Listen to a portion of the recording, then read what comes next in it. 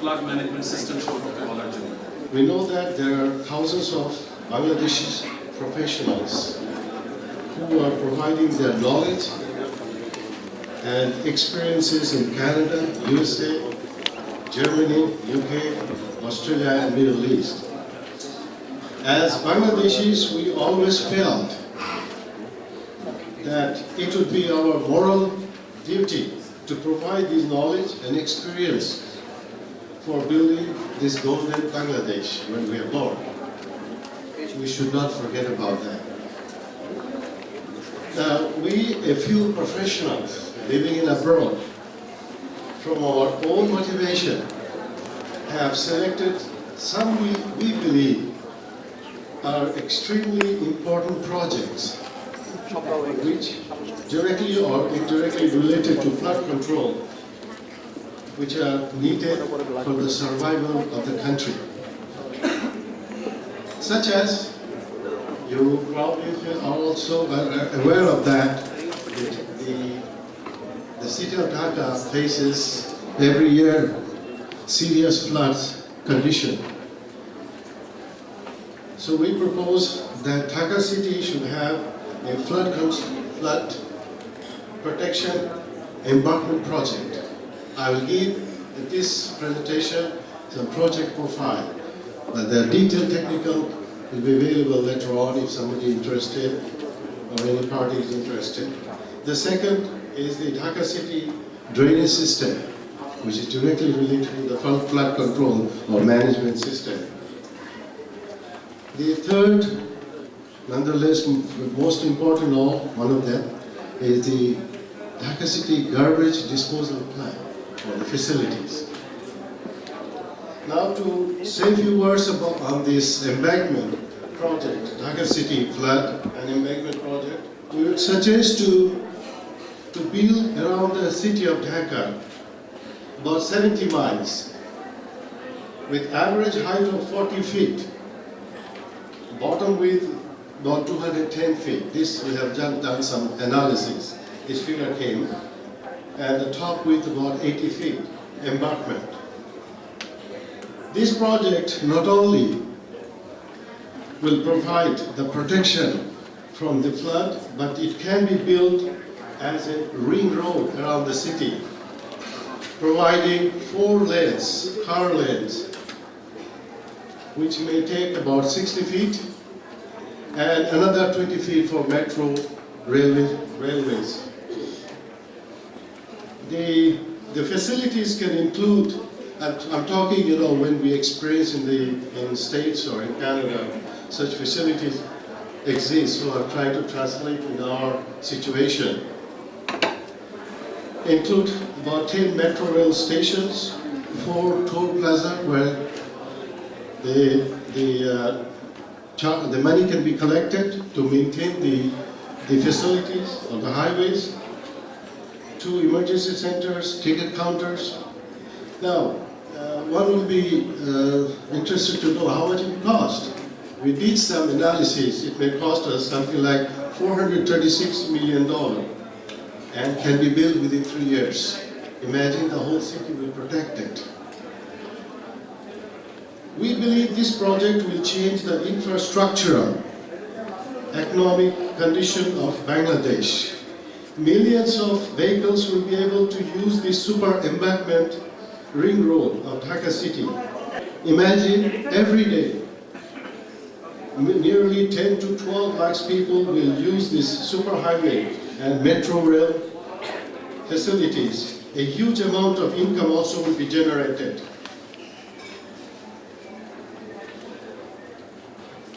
Now, this will not only give the protection from flood, but another very critical problem Dhaka city has is traffic jam. So those who visited Washington DC, the city, there is a ring road. From anywhere you can enter to the city, and in and out, not jamming like a log jam. So this will reduce about 50% of the traffic problem, we believe. And as a result, Dhaka city will be tremendously improved. At the same time, the city will be protected from flood, as I mentioned, and other calamities. As a comparison, it may be mentioned or shown that under the current condition, the city is not suitable to build an underground metro station, railway station. I believe there was some study done before. How about building like Calcutta, underground stations, metro? I don't think it is a good idea. You can well see when it's flooded, the whole water system, the flood water will enter into it. And also the cost-wise, like as I said, it's about $430 million will cost. In comparison for underground, it's about more than $2.5 billion. We recommend this project. The second one I'd like to talk about is the Dhaka city drainage system. It's very pathetic to see this, the current condition. Dhaka does not have a modern drainage system, is fact. All the installed storm and sewage drains were installed more than 20 years ago. At that time, the concept of apartment complexes were not adopted. Now, hundreds of high-rise buildings, high-rise apartments, and residential complexes being built. So I'd like to show you that what is really the question or the problem arises, why there is always the overflow, the streets get inundated by water when there is a rain, excessive rain, or the flood comes. What happens, the size of those pipes, which is supposed to drain the water, is not really suitable for the gallons per minute flow. As you know that it depends on the area of the pipe and the velocity of water. So when the GPM increases, but the diameter of the pipe is not increasing. So when the water goes, it comes out and floods the whole city. So this is something to take note. And now millions of gallons, as I said, water have increased, but the pipe diameter have not increased. As a result, in every street in the city, we find the overflow of drainage and sewage water. This problem becomes more acute during the rainy season, as we experience. Why? Because the water could not have any other passage to go out. To save the city from future problems, immediate steps should be taken to upgrade the existing drainage system. Now, in our study or analysis, we found there should be 6 main drain systems in the city, and the covering of different areas like Ushan area, Dharmali, Uttara, and so forth. The total length of these main drains should be minimum 130 miles. What is the cost?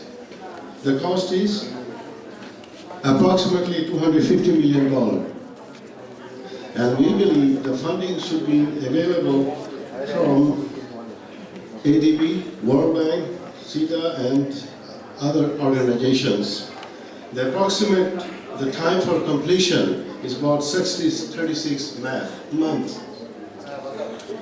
Next, I'd like to talk about is the city, which is very acute problem, garbage disposal plant. You realize every day, I got a number, 8,000 metric tons of solid and semi-solid garbage are being collected from different areas of Dhaka city.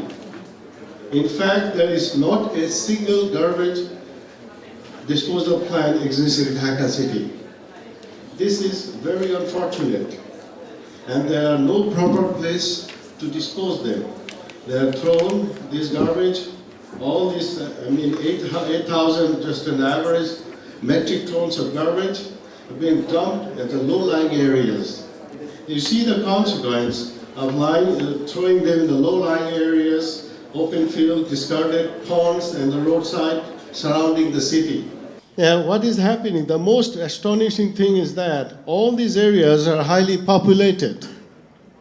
by city residents. The people living close to these garbage dumps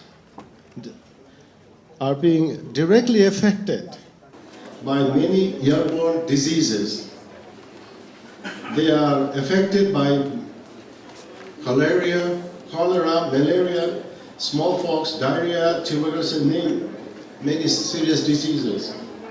And that then became the carrier of these diseases to different areas of city. That's why we have seen that during the monsoon seasons, that in the old Dhaka city there are epidemics of many diseases, and all the hospitals of Dhaka were full of different types of patients. In our opinion, a modern garbage disposal plant should be the #1 project of the government of Bangladesh. Once this project is being established, the following benefits will be received from this project. The city dwellers will get the relief from all this bad smell and unwanted garbage, and they will get a hygienic atmosphere. There will be tremendous good effect on the environment, as the decomposed garbage produces many dangerous gases like hydrogen sulfide, sulfur dioxide, etc. The garbage disposal plant produces high quality gas. This is the benefit. And this gas could be utilized for the fuel for the power plant. Thus, Dhaka city could operate nearly 80 to 100 megawatt power generation plant with this energy cogeneration system. This garbage disposal plant produces very good quality organic fertilizers too, which is very good for soil, for cultivation and other crops. The Dhaka city will look much cleaner, healthy atmosphere will exist in the city. And we propose 4 garbage disposal plants should be built. Total cost each about say $44 million. And the total garbage plant, all 4, about $270 million. The advantages, if one plant of building small, 4 different, and there's from west, east, north, and south to build them. And if one plant is shut down, then the other plant can be in operations, decentralized. Operations and maintenance of small plant will be much cheaper than the bigger plant. Each area will be responsible for that area's garbage only. The transportation and handling cost will be cheaper. Each area will be able to quickly clean from these garbages. The financing can be part of the government of Bangladesh's their development program. Private banks in the West, the banks, they support this sort of project. I can show you the cost, some cost specification. I give you, if I'm not mistaken, about 12 million people live in Dhaka city, and out of that, about 7 million are directly involved for the garbage disposal. And even if you charge, say, $35 for this per month, just imagine how much you get total revenue per year, about $44 million. Within 6 years, you really can recover this money. A garbage disposal plant will be in operations for nearly 30 years. So whosoever finances this project, imagine after 25 to 30 years, the net profit, they will get $1 million. These are the main projects I thought to share with you, but there are other projects we are thinking. One of them is coastal embankment.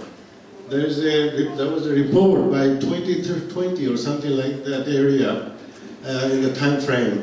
Bangladesh may go under the water because of the environmental situation, all the things happening all over the world. So it is alarming for the authority and other organizations to think very seriously what to do. Now, one of the proposal we had to build an embankment about 165 miles from Khulna to Chittagong, about 300 feet from the seabed, about 5 to 10 miles from the sea beach. There are some more details available, but this is something, the cost is high as well. You realize that this is a mega project. It could be some billions of dollars, but should be undertaken. And we like to offer, like we come from, we have some pools of professionals who are thinking about Bangladesh, and they have done a lot of analysis. They can bring this technology, their know-how, and provide consulting services along with the construction of this dam. We have done a lot of work on that. The last one is another breakthrough. Some of you might have heard. I mean, this is to solve this water problem.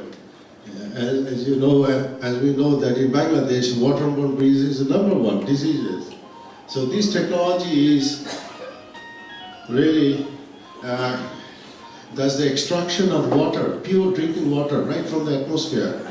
And there's companies in states who really looking for a joint venture, and we are part of it too as a partner. And in Bangladesh, if this plant is built, the water problem should be we should be able to solve this problem. There are systems. There are 2,000 gallons of water you can get and can provide this water to 10,000 people. So these are the projects I thought to share with you. I don't know, my time probably is over too. And I'd like to thank you, all of you, and thanks the coordinator, the chief guest. Thanks again. Thank you very much. We talked about 5 things. Dhaka চারপাশে embankment প্রয়োজন, Dhaka city drainage improvement প্রয়োজন, solid waste, semi-solid garbage, etc. disposal, coastal embankment, and finally some innovative idea about capturing the water from atmosphere for the drinking water purpose. আমি next speaker কে invite করার আগে একজনকে দুজনকে if you have any questions to engineer Sanul Karim, I will allow that. Anybody? Yes, please. Could you identify yourself? I know who you are, but then... Yeah, thank you, sir. My name is Tapun Kumar. I'm a civil servant. I work for Rajuk, Rajdhani University of Pakistan, the capital of North India, the director of plant preparation. We are preparing a plan to review the DND pump, which is very important, for the flood production. Do you have any suggestion about the DND, the object to protect Dhaka? Specific question. Are you familiar with the problems of DND? Not to that extent, but this is something we propose. DND probably there are some problem that is not. Basically, so what has happened with agricultural land ছিল এখন urbanized হয়ে যাচ্ছে এবং urbanized হয়ে যাওয়াতে local যে drainage system ছিল that has been encroached upon and the drainage system is not functioning.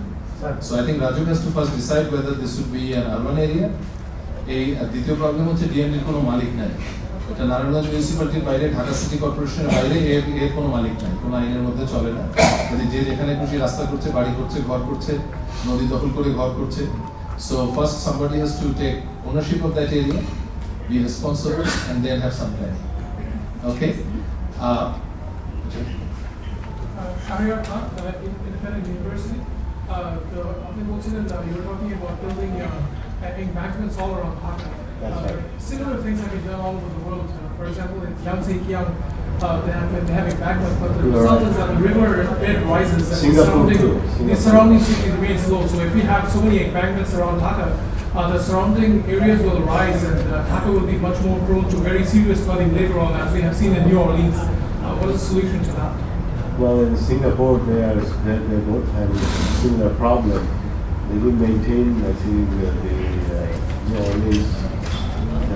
embankment. There have been a lot of complaints. We have to do maintenance too. So, this is an idea of the project. Of course, it has to go through analysis to improve that compared to what the situation in New Orleans and other areas. Thank you. you. I think let me invite the next speaker. আমার শেষে কিছু সময় আছে ডিসকাশনের জন্য। এটার উত্তর তো I was very shocked to get the question. Dhaka is already protected against a dike. We have thorough analysis of it. Look into the documents Fact 8A, 8 and 8B. এই তিনটে document পেলে you will find all the answers. There's been thorough study on it. Half of Dhaka is already protected with a high dike. But what Mr. Ehsanul Karim, our engineer Ehsanul Karim suggested was to go for a more integrated approach by combining it with a road and railway, and to use this as a bypass. This has not happened for the polder that has been developed, and that is why that is the beauty of his suggestion, and also to make it an integrated way with the drainage system of Dhaka system. আর এই ডাইকটা হবে নদীর এক পাশে, so river bed উপরে ওঠার কোনো কারণ নেই unless there is a dike on the other side of the river. And it is not going to confine the river Balu or Shitalakha or Dhaleshwari or Buriganga. It will be protecting on one side, so it will create like a ring road. There's a book that came out of the flood of 1998, and all these things are documented over there. But we can continue discussing on that. May I invite now Dr. Ghulam Mahbub, and I think he's a faculty with Manmouth University, New Jersey, USA.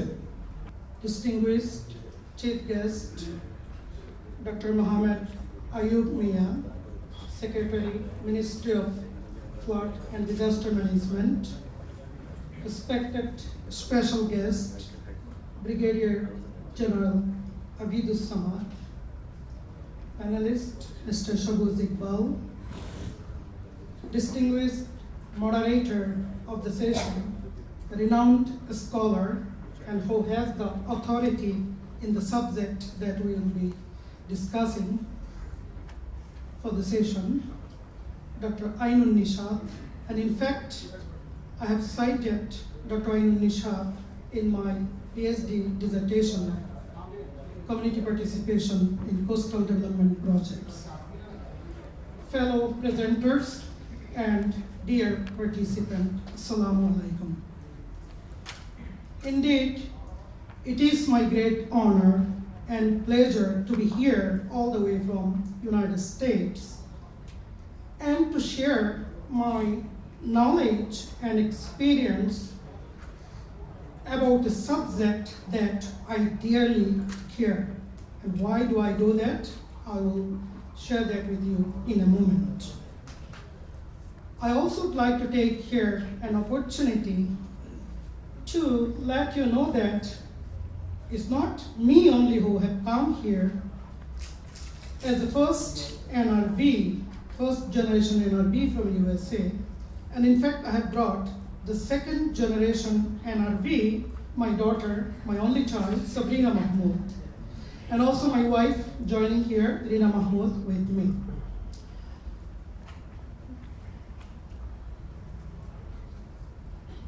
Also, I would like to say here, because our secretary is here, my whole family is involved in disaster mitigation issues, as my brother, Mr. Ghulam Rashid Bachu, is a distinguished team leader of Cyclone Preparedness Program in Kutubdia, Upojila.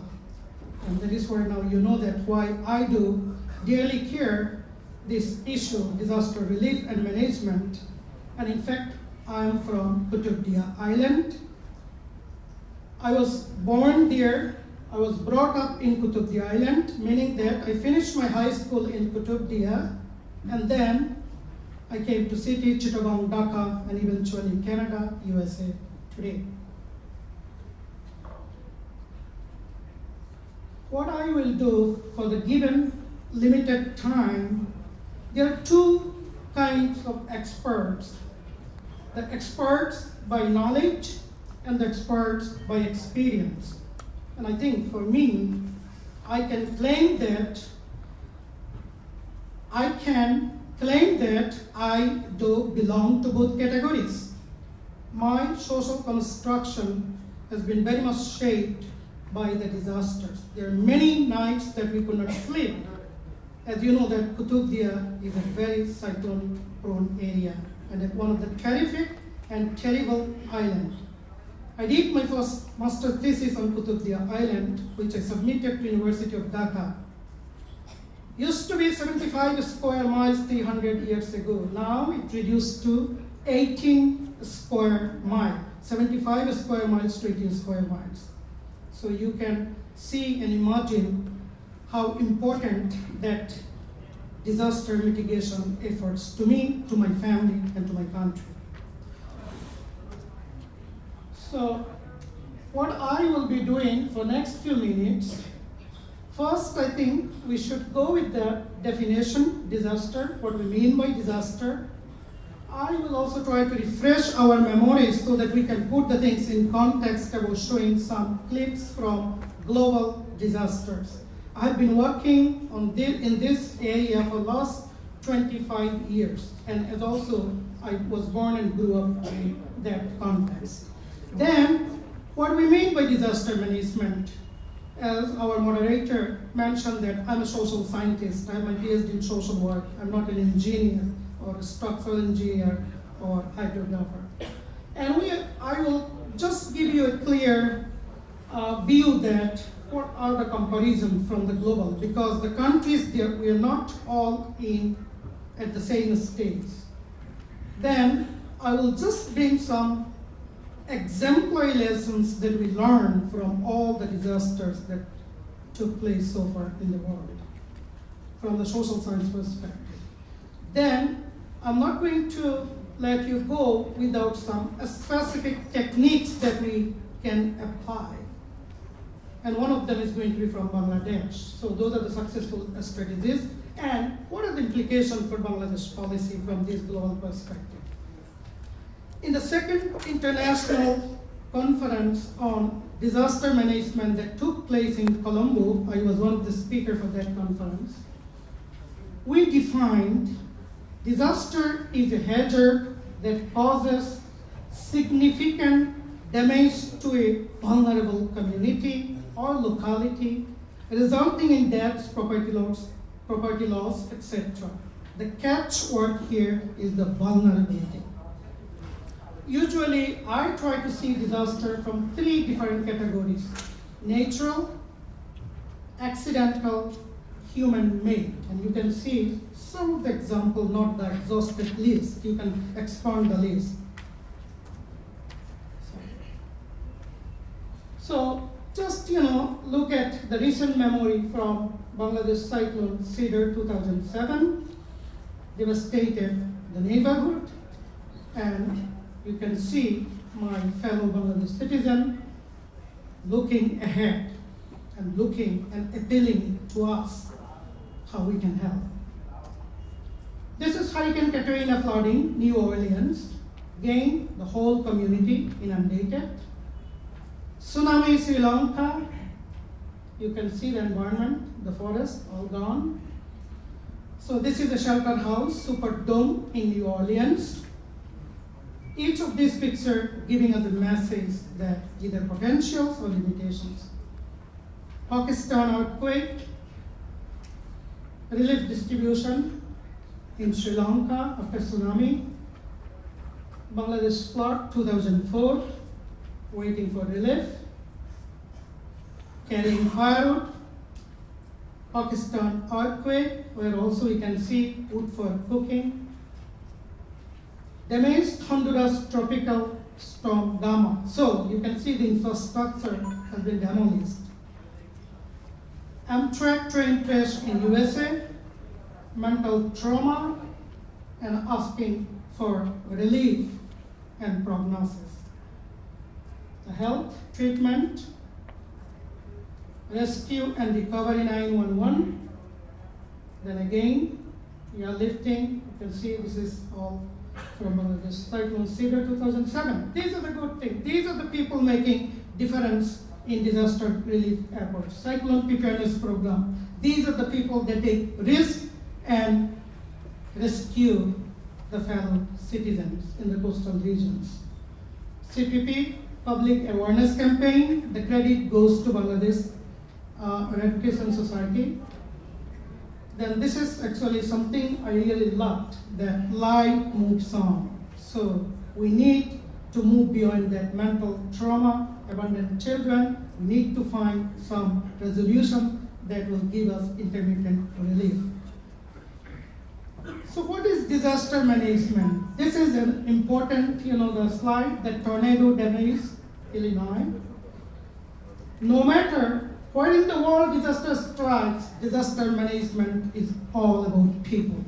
It is true, we need structural things, infrastructure, engineering, but it is the end users are the people. There are 5 R's from my research for the last 25 years.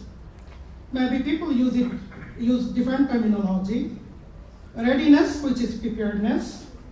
Relief, immediate assistance, short term. Recovery, mid-term. Reconstruction, long-term. And the research. We need research right at the beginning and also right after the disaster when it strikes. Assessment, which is very important. Now, if you look at the global scenarios, we can categorize or divide the countries based on their socioeconomic infrastructure or the contextual situation. I did not go for like many categories. I just try to see how we are managing disasters in developing countries and developed countries. So where you can see, these are, I think, self-explanatory. Less dependency on government in developing countries, dependent more on government. Rely heavily on military as a backup in developed countries. Less rules, more rules. Remote areas, easier accessibility. Lack of technology, high technology. Difficult communication, better communication. Interpersonal communication, impersonal communication. More like technological communication. Extended families far apart. Village life, anonymity. Lack of formal services, more community services available. Use stamps in the developing countries and no towns. Difficult or no infrastructure. Existing infrastructure is a strength in developed countries. Use shelter houses, use public facilities in the developed countries. Built-in social capital, despite all those limitations, not in reality in the developed countries. So what are the lessons that we have learned? These are from the research finding that I've been working in this area. Invisible assets, in fact, actually affect the community preparedness before the disaster and rebuilding process after the disaster. I will explain and I'll give you theory what we mean by invisible assets. I'm not going to live here by giving you the abstract ideas. Strong social cohesion always accelerate community rebuilding process in disaster affected areas. Effective utilization of social capital enhances preparedness for natural disaster. You will see CPP is deeply built in this. The Bangladesh Education Society Cyclone Preparedness Program, now world-renowned, well-recognized model. A well-coordinated chain of command prompts evacuation plan during disaster and post-relief operations. Communities that are well-trained culturally, socially, and psychologically are better prepared and more effective responder to the aftermath of disaster. This is coming from 1997 Red River flood in Canada, which also went to US. The actual movement toward preparedness at local level was a real weakness in Hurricane Katrina. Communities characterized by higher level of physical, human, social capital were better prepared and more effective in responding to disaster in 1997 Red River flood. Regardless of the type of disaster or location, vulnerable populations routinely experience vast inequities in terms of emergency response.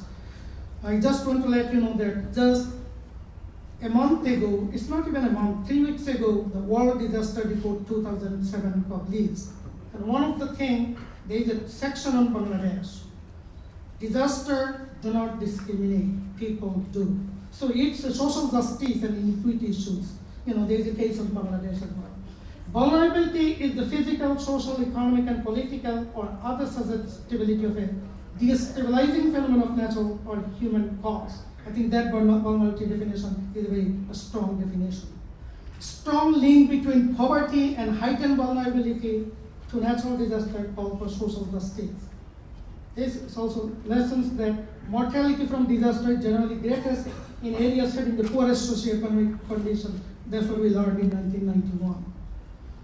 Always related deaths attributed to the poor housing. The poor are always the hardest hit, and also the children and the women. We are still doing some research why women are more exposed to the vulnerabilities. In 1991 Bangladesh cyclone, people heard of the cyclone 3 to 6 hours before. My family was in Kutubdia. I lost my aunts and many relatives and friends, but people did not go to the shelter. Same thing happened in also Hurricane Katrina. People are not evacuated on time. This is something I learned when I went for second international conference in Colombo, Sri Lanka. No deaths occurred among indigenous people of Andaman Island because of their sensing of early warning system. This is also another important thing, might not be a case in Bangladesh. Existing warning system are not specific to local culture. Now, what are some of the successful strategies that I'm going to share with you, present to you? 3 important strategies that I could identify. Community and institutional disaster preparedness is a given, and we all agree on that. And I found the innovative strategy is the cyclone preparedness program of Bangladesh Red Crescent Society. It's not me. The whole world recognized it. Many countries using that model. And if you do not have enough information about that, I'll give you what are the unique features of that. Second, appropriateness of research technique in disaster preparedness and assessment.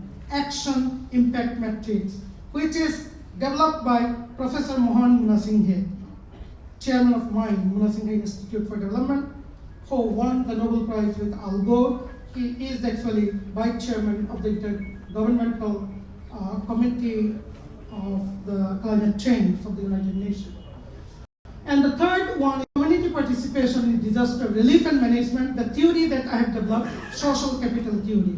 This social capital theory relates to disaster relief and management from a sociological perspective, which is published by the SAGE publishers, a journal called International Social Work, Journal of the International Council on Social Welfare, Journal of the International Federation of Social Workers, Journal of the International Association of Schools of Social Work. So, what are the unique features? CPP, wonderful chain of command, use both personal and impersonal communication. That's a real unique thing. Also, CPP volunteers, they're well-trained carer. Before the disaster, during the disaster, after the disaster. And also clear line of authority and well-informed leadership.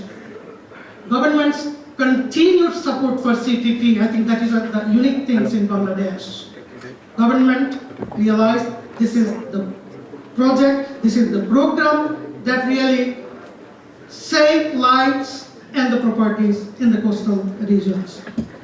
You can see the telecommunication network, which is technological and goes to all the things. I think in 2 minutes they can reach to their unit volunteers. You can see that Bangladesh government work with the Bangladesh Red Crescent Society, and you can see the layout. They use both DHF, HF, and UHF, the equipment. Then human factor at the village level, they use the people, the volunteers. So I think this is the unique things, the detailed plan and the layout of cyclone preparedness program. There's no confusion. Everything goes so smoothly. In fact, I can claim this authority because this was a part of my PhD dissertation. I wrote my PhD based on this cyclone preparedness program, coastal embankment rehabilitation project, coastal green belt project, and social forestry project program.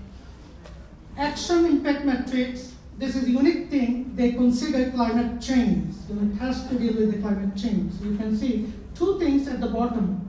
I think just few weeks ago, I was listening to NTV. I thought that was actually interview with Dr. Ainul Nisha. And this is what I think the important thing, that we need to link this with the national goals and policies. You can see that identify how goals and policies might affect vulnerability and adaptation, and how vulnerability and adaptation affect the national goals and policies. Already Bangladesh government now realized that there is a big dirt in terms of loss from the cyclone Cedar 2007. So how you calculate this thing? Professor Mohan Murasinghe here has come up with wonderful tools called action impact matrix. So you can see economic, environmental, and social factors in one side. This one is called effects of key vulnerability and adaptation areas on development goals and policies. And you will see that following one, effects of development goals and policies on key vulnerable and adaptation areas. Here is the calculation. I think this is just a wonderful model that he has created. It can be revised based on the national requirements of the country's requirements. I think this is a wonderful thing. So he has gone from +1 to 3 desirable areas and -1 to 3. -3 means it's the serious things, the seriously negative. And you can see, so you can assess the vulnerability of the community based on this matrix. So both sides. Now the social capital theory I have developed based on the identification of 3 stages of social capital by World Bank from the poverty reduction strategy: bonding, bridging, and linking. I've just followed the 3 things. What do we mean by the bonding? These are the 3 steps. Okay, let me take you because I don't have enough time. Bonding within communities. This bonding grows out of social attributes: networking, solidarity, collaboration, cooperation, mutual understanding. And those attributes can be cultivated through the following activities: recreational, spirituality, religion, politics, economics, so on and so forth. So this is the first step. Once you have the bonding, solid bonding within your village or within your union, if it is in the city, within the same area, then the next thing is to reach out to the neighboring community. Because when disaster strikes, you can't expect that it's not going to touch or strike the neighboring community. So we need to all work together. So 1 community, 2 communities, 3 communities as a whole, the nation. The third one is, as you notice that when there is a solidarity, when there is more mutual understanding, and also we learned that when the government and the communities work together, that really accelerated both in terms of preparedness and also mitigating the consequences of disaster. So this will link the solid bonding and linking will link you to the international organization, including national organization, civil society organization, and NGOs, because you have only one voice. Right after disaster, when a strike, there are many confusion, there are many voices, conflicting situations. So I think this is the theory that we can use in terms of bonding, linking, bridging and linking. So what are the implications for, I'm right at the conclusion. I have just few points. Things are better in terms of cyclone preparedness and also rehabilitation in my country, Bangladesh. But things can be improved. We should not stop there. Always we hear about Bangladesh like droughts, floods, and poverty, but this is, I think, something that Bangladesh can claim authority, the cyclone preparedness program. People are using this as a model. I have been invited to so many countries, so many places, as a keynote speaker, as a speaker, to share this experience. So I think what my suggestion specific is like, we should continue raising public awareness through utilization of personal and impersonal communication, which we are doing through CPP, tools to engage public in disaster preparedness efforts. We must also continue recruiting volunteers, local volunteers, because they're the ones who are familiar with the local logistics. They know where to reach out to the people and the resources and where to take them. They're familiar with them. We should also continue hiring those volunteers and to train them and to prepare them for both short-term, mid-term, and long-term. We should find ways to use social network, enhancing community preparedness for disaster, and building social capital. We should devise techniques like AIM, Action Impact Matrix, in order to assess the vulnerability and adaptation of areas relevant to climate change. We should also integrate disaster contents in educational curricula and in instruction at all levels. I think we have been doing it, but we should pay more attention to that because it's an educational process. As you know that Dr. Iqbal Qadir always say, connectivity is the productivity. But we need to look back. Education is the one connect you to the needed resources. So education is the connectivity, connectivity is the productivity. We should build more cyclone shelter houses to accommodate escalating population. I'm from Kutubdia. In 1991, I was a member of the UNICEF Cyclone Review team, 8 members team. And at that time we had only 6 to 8 shelter houses. Today, if I'm not wrong, I think we have 74 shelter houses for 120,000 people in Kutubdia Island. And I think also we should consider resettling population in the low-lying coastal areas to higher ground. Slowly, maybe I think we can work on that. We know we do not have enough space, but there are some people that at times when we give the signal, alarming signal, it is really, really very difficult for the government or for the CPP to evacuate them because we do not have enough time to take them to the safe places. So what I want to say, is all about coordination. It's not one person unilateral things. It is social service, mental health, Red Cross, non-governmental, civil society, and governmental agencies. And I would like to just conclude by saying that the bottom line here is people are not interested to know how much I know or you know, but they want to know how much you care for them. I think this is the most important thing, and if we care for each other, we can build a social capital, and eventually that social capital will help us to enhance the effective, the preparedness program, and also it will help us to mitigate the consequences of disaster. Thank you very much. I appreciate your patience and attention. Thank you. I think we had a very interesting presentation. And while we are preparing the cyclone shelter master plan, I visited actually every village in Kutubdia. So I must have visited your village. And এটুকু বলতে পারি যে বাংলাদেশের সাইক্লোনের ক্ষেত্রে যে preparedness আমার মনে হয় আমেরিকা থেকে কিছু শেখা উচিত। আমাদের এখানে সিস্টেম যেটা আছে, I am sure he has already mention that there is a wonderful system.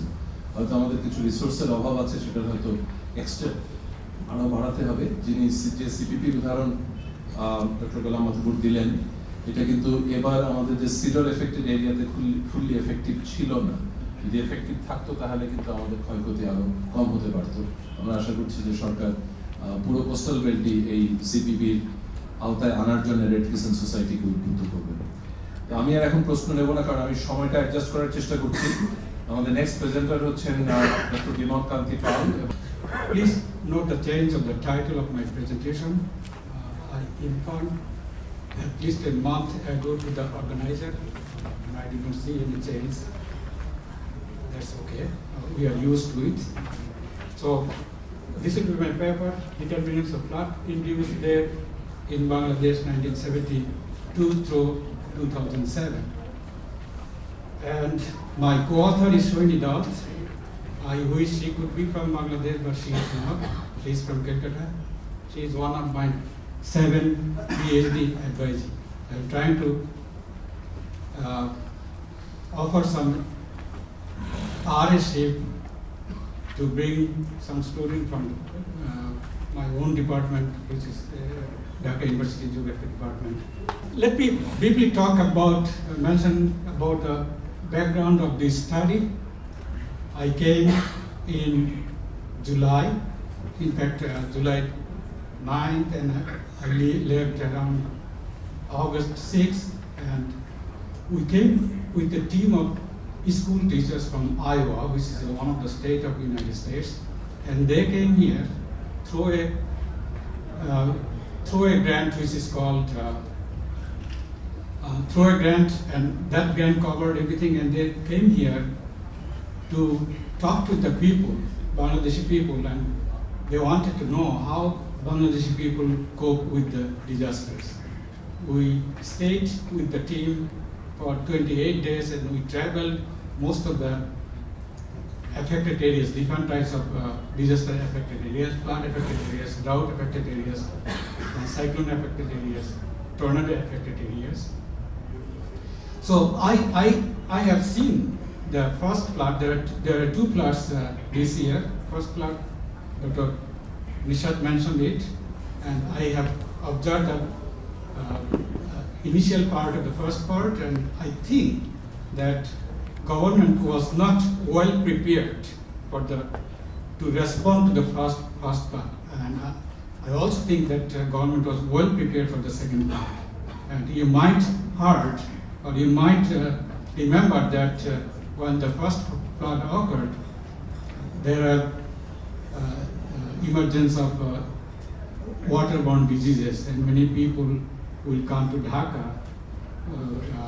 hospitals for treatment, and that reflected that government at that time was not prepared for, or not prepared as well as not properly respond to the first flood. When I went back to USA, and I'm a member of many websites, and one day I was reading a person from one bank wrote that, "Is Shen smiling?" Shen, he referred to the Amartya Sen who got a Nobel Prize, and he suspected that the Amartya Sen's theory of food entitlement will repeat. It was repeated in 1974, and it will repeat in 2007, but luckily it did not repeat. And that inspired me to write this paper. This is the 2007 first flood on the right-hand side. This is from the image from the top, remote sensing image. And objective of this presentation will be to identify important factors related to flood fatalities in Bangladesh from 1972 to 2007. Let me mention about how important flood in context of Bangladesh. This is the natural disasters, all types of natural disasters. I took this data from a source which is called EMDAT. This data is provided by Center for Research on Epidemiology of Disasters from Brussels, Belgium. And we can see some of the problems in these classifications. You cannot see here tornadoes. In fact, tornado is included under windstorm. And you also will not be able to see cyclone, as because cyclone is included under windstorms. I personally do not like this classification, but they are the authority. We have to follow them. If you look at the second column, which represent frequency, during that time period, we had 66 floods, and they have a definition of disasters, and I will not talk about that because I don't have time. So according to them, there are 66 floods during that time period, which is the second highest. If you look at the last column, number of deaths, again, among all these disasters, flood ranked 7 in terms of number of deaths. So obviously, flood is an important disaster in context of Bangladesh or in context of death, and that is one of the reasons why I selected flood over cyclones or other things. I already mentioned the time period. Then, as my purpose is to select the factors associated with flood fatalities in Bangladesh during the time period. So I selected 2 types of factors. The first 3 factors we can consider the physical dimension of flood, and the last factors can be considered as the political factors or democracy factors. If you study the Shen's famine book, he talks a lot about the democracy and disasters. Basically what he proposes, democracy, if there is a democracy in a country, then preparedness and response will be better. As a result, less less people will die. And I wanted to test his food entitlement theory in this context, and I was not very successful, and I'll talk about that a little later. So first, 3 variables: area affected, total population affected, number of floods affected. All these 3 represent the physical characteristics of flood. Then the last one represent democracy. There are other factors. Dr. Malkor talked about the vulnerability. There are vulnerability factors. Say, for example, who are the vulnerable to disasters? It is the women, it is the elderly population, it is the children. They are the more vulnerable, and it is also the poor. But those vulnerable factors I did not include here, as because my study, I'm considering only one country, so single country, and this is a temporal study. Source of data, this is the serious problems. There are lots of data available on flood and the variables I mentioned, but you have to pick the right source, otherwise your data may not be reliable. So first 3 data on death, people affected, flood frequency, I took from that EMF that source, which is published by University from Brussels. I mentioned about the Center for Research on Epidemiology of Disasters. And still there are problems with their data, because in 1974, according to them, the total death incurred by flood around 30,000, which is not true. Death year refers death occurred during the disaster period. We do not consider death if it occurs post-disaster period. So what happened they also included the famine death, which was occurred right after the flood of 1974. So I excluded that death and the famine death, and I only included the flood death that occurred during flood, which will be around 2,700. Then area flooded I took from that. They published recently a book, and they studied here in Bangladesh for 7 years, and I think that their data is more reliable than others' data. There are plenty of other sources too. I used the population data because I wanted to find out the percentage of population affected from the different years of BBS, Bangladesh Bureau of Statistics. I have serious problems with the data, but I worked it out. Then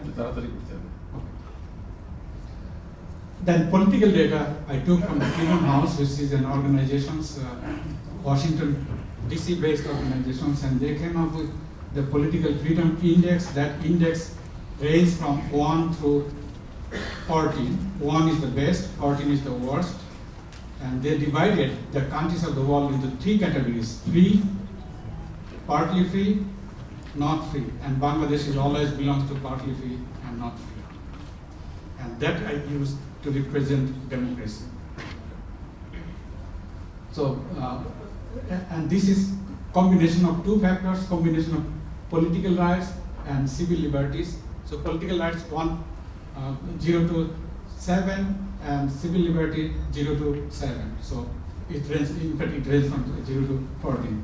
Okay, let me briefly talk about the flood types. There are 4 types of flood. You have the river flood, you have the rainwater flood, you have the flash flood, and you have the tidal flood in tidal areas associated with cyclones. But the data source I used, they could not differentiate this type of flooding. So they included the first 3 flood in one category. So when I talk about the flood date, it refers to the flood date, river flood date, rainwater flood date, and flash flooding. Causes of death is important. Basically, there are 3 causes of death. First of snake bite, then you have drowning, and then about 60% people die because of waterborne and other diseases. Okay, here there are basic statistics for my variables. My independent variables, I use amount flood death, annual flood death, which is on the first row. You have the range from 0 to 2,680, which occurred in 1974. And the last column, you can see the coefficient of variation. That means how much it fluctuates. Higher the number, fluctuation is the highest. So you can see from here, the annual flood death fluctuated a lot, which is 1.64. This is the diagram showing the number of deaths. Let me go back. Annual number of deaths for that time period is about 446 people per year. And again, you can see the fluctuations year to year. I ran the regressions, multiple regressions, and the second column you have the B value, third column you have the beta value, which is a standardized value.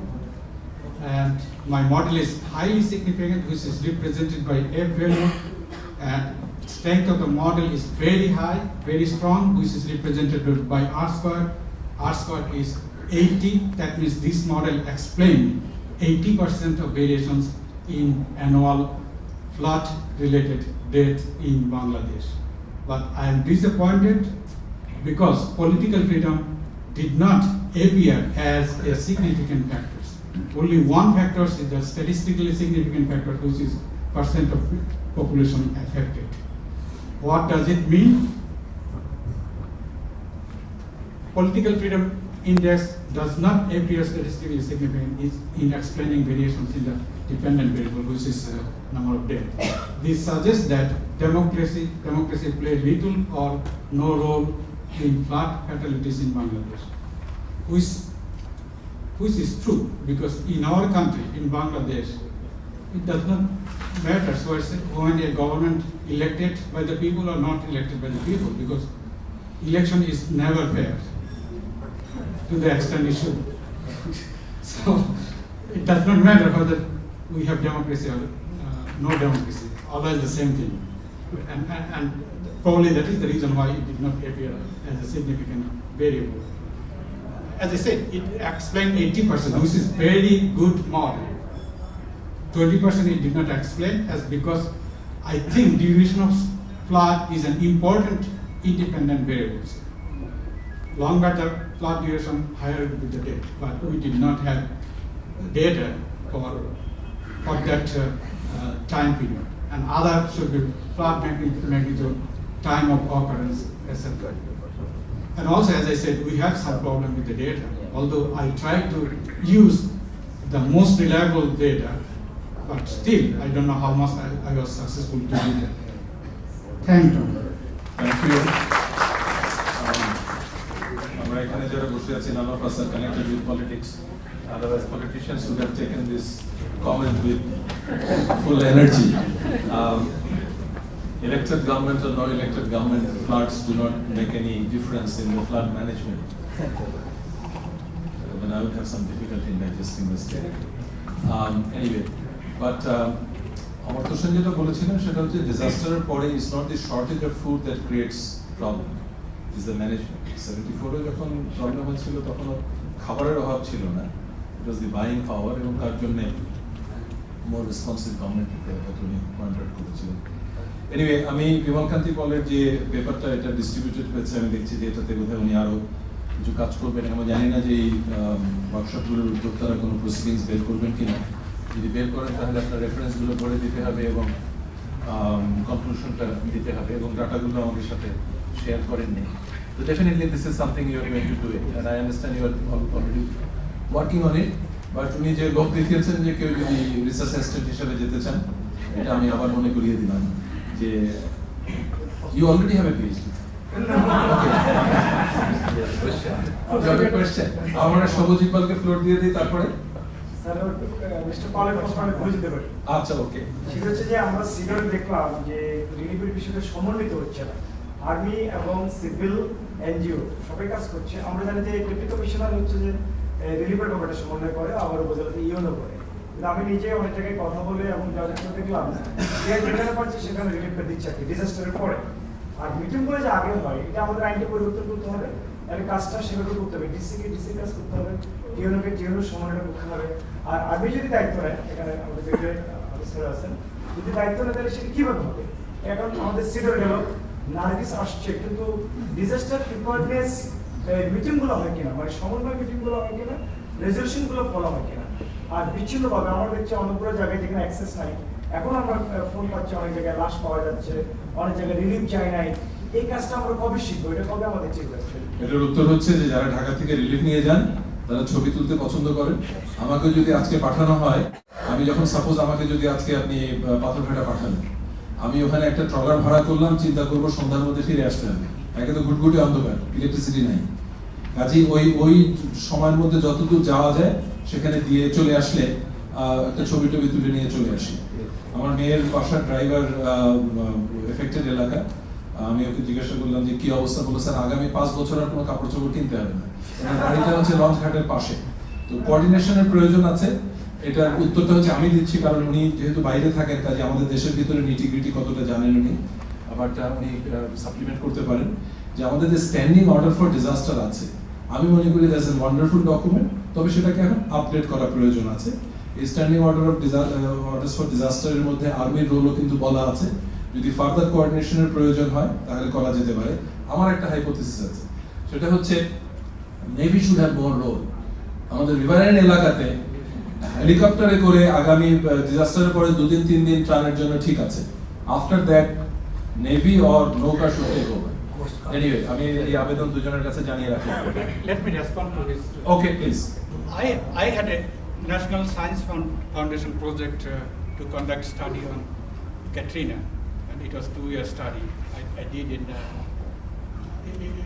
I done the study, but I think the Bangladesh is doing much better than what Wood administration did during that time, and they found dead body after 1 year.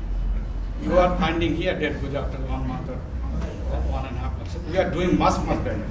আমি department of public health engineering ডিপার্টমেন্টের একজন superintending engineer. এসিডোর প্রোগ্রামের সাথে আমি প্রধান সমন্বয়ক ছিলাম এই যে drinking water supply and sanitation সেক্টরে।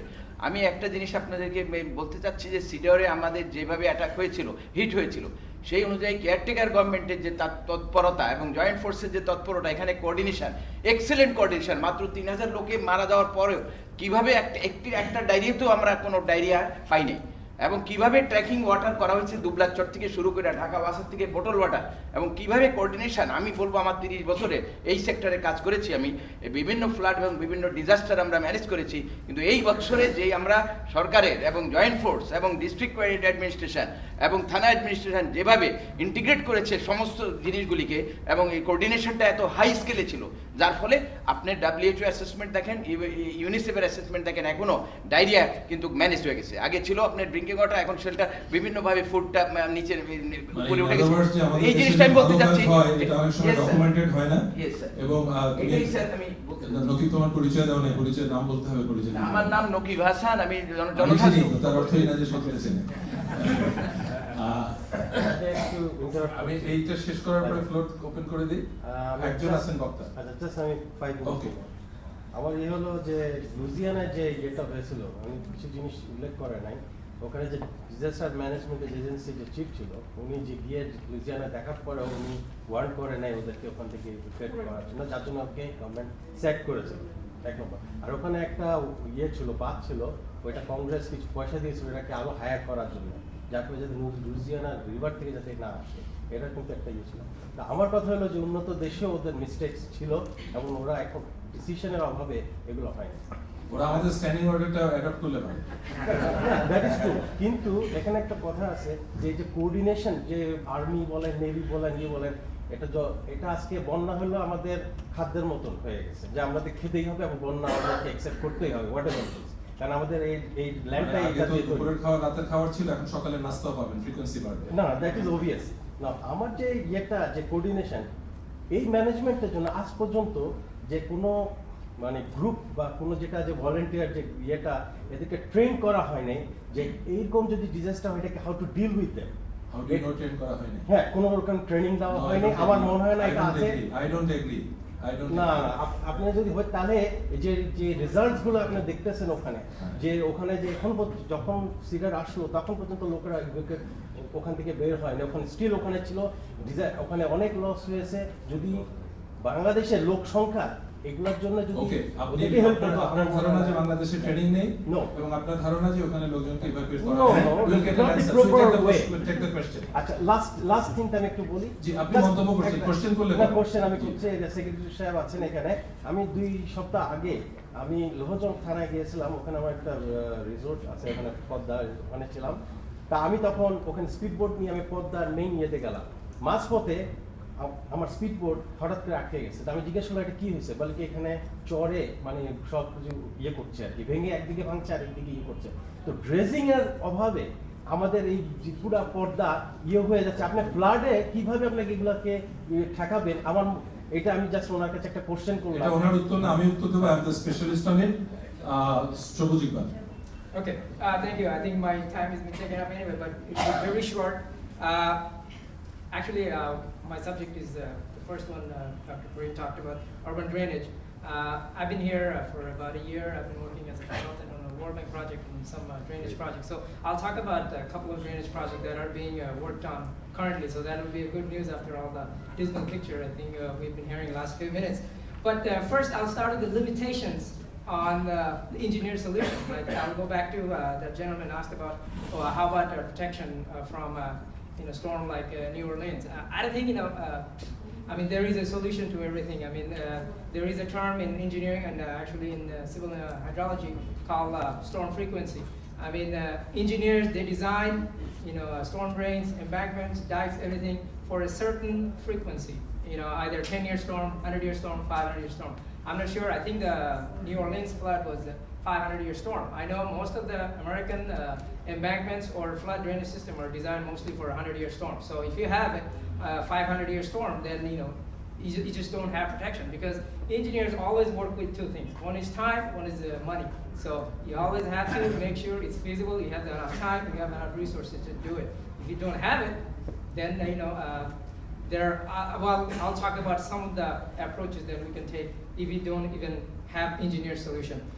The couple of few projects that are being worked on right now, actually the one project I'm just about to finish is designing of all the canal systems throughout Dhaka that he mentioned that have been already, half of it has been actually destroyed.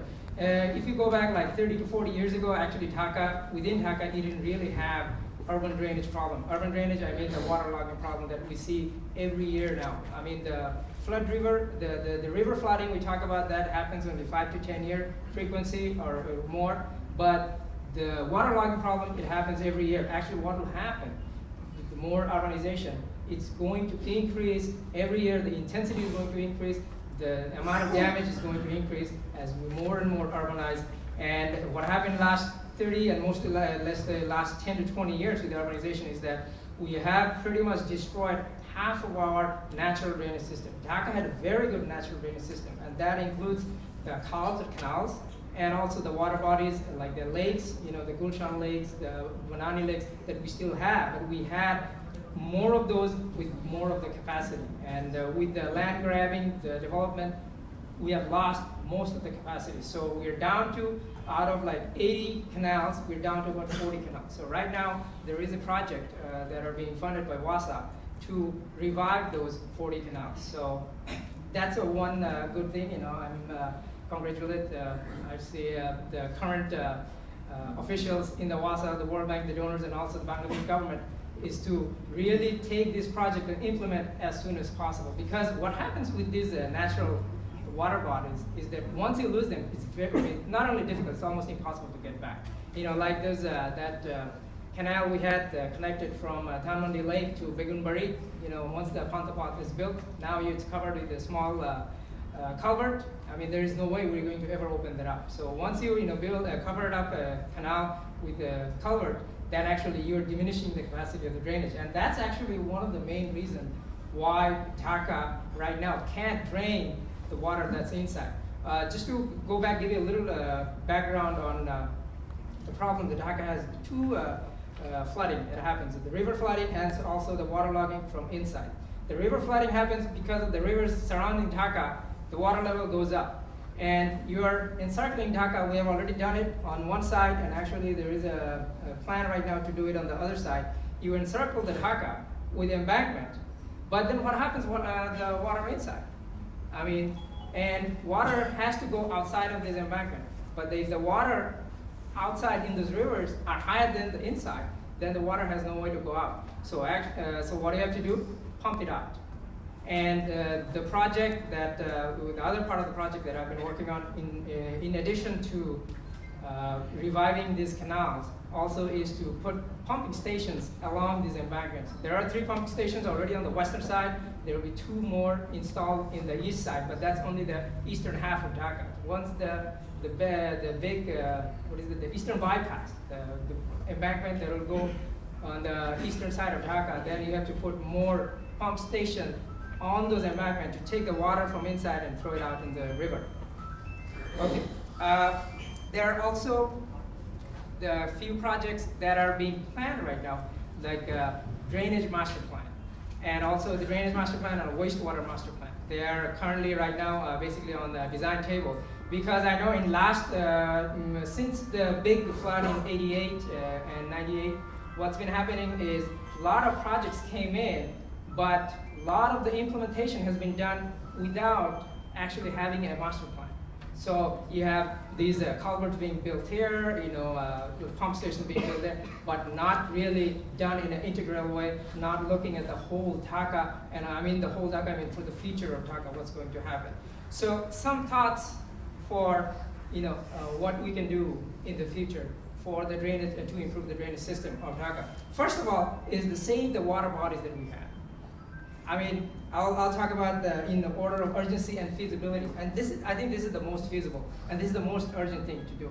I know our current government just took a decision a few months ago to designate, is it Bigunburi, just beside Shonarga, that's Hatirjil, to actually save it as a permanent water body. I think that's a great decision, because those water bodies actually give you flood protection, because they take the runoff and they detain it for a while until the river outside goes down, and then it drains it out, instead of the water being sitting in front of your doorstep.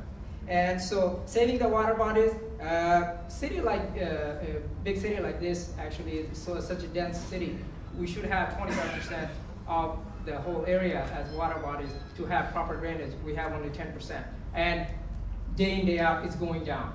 So I think the first thing to do is save what you have. The next is revive the canal system. And I mean revive, not just go, dig it up, dredge it up, put culvert, but revive in an integral way.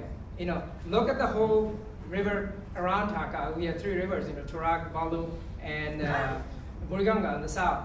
And then the network of canals that go through the whole Dhaka. So you have to do it not by piecemeal, but in an integral way. And then develop the canals in an eco-friendly way. That goes back to some of the project that's been done just right after 1988, and they mentioned in FAP 8A, FAP 8A, 8B, is that a lot of these canals have been converted to actually covered.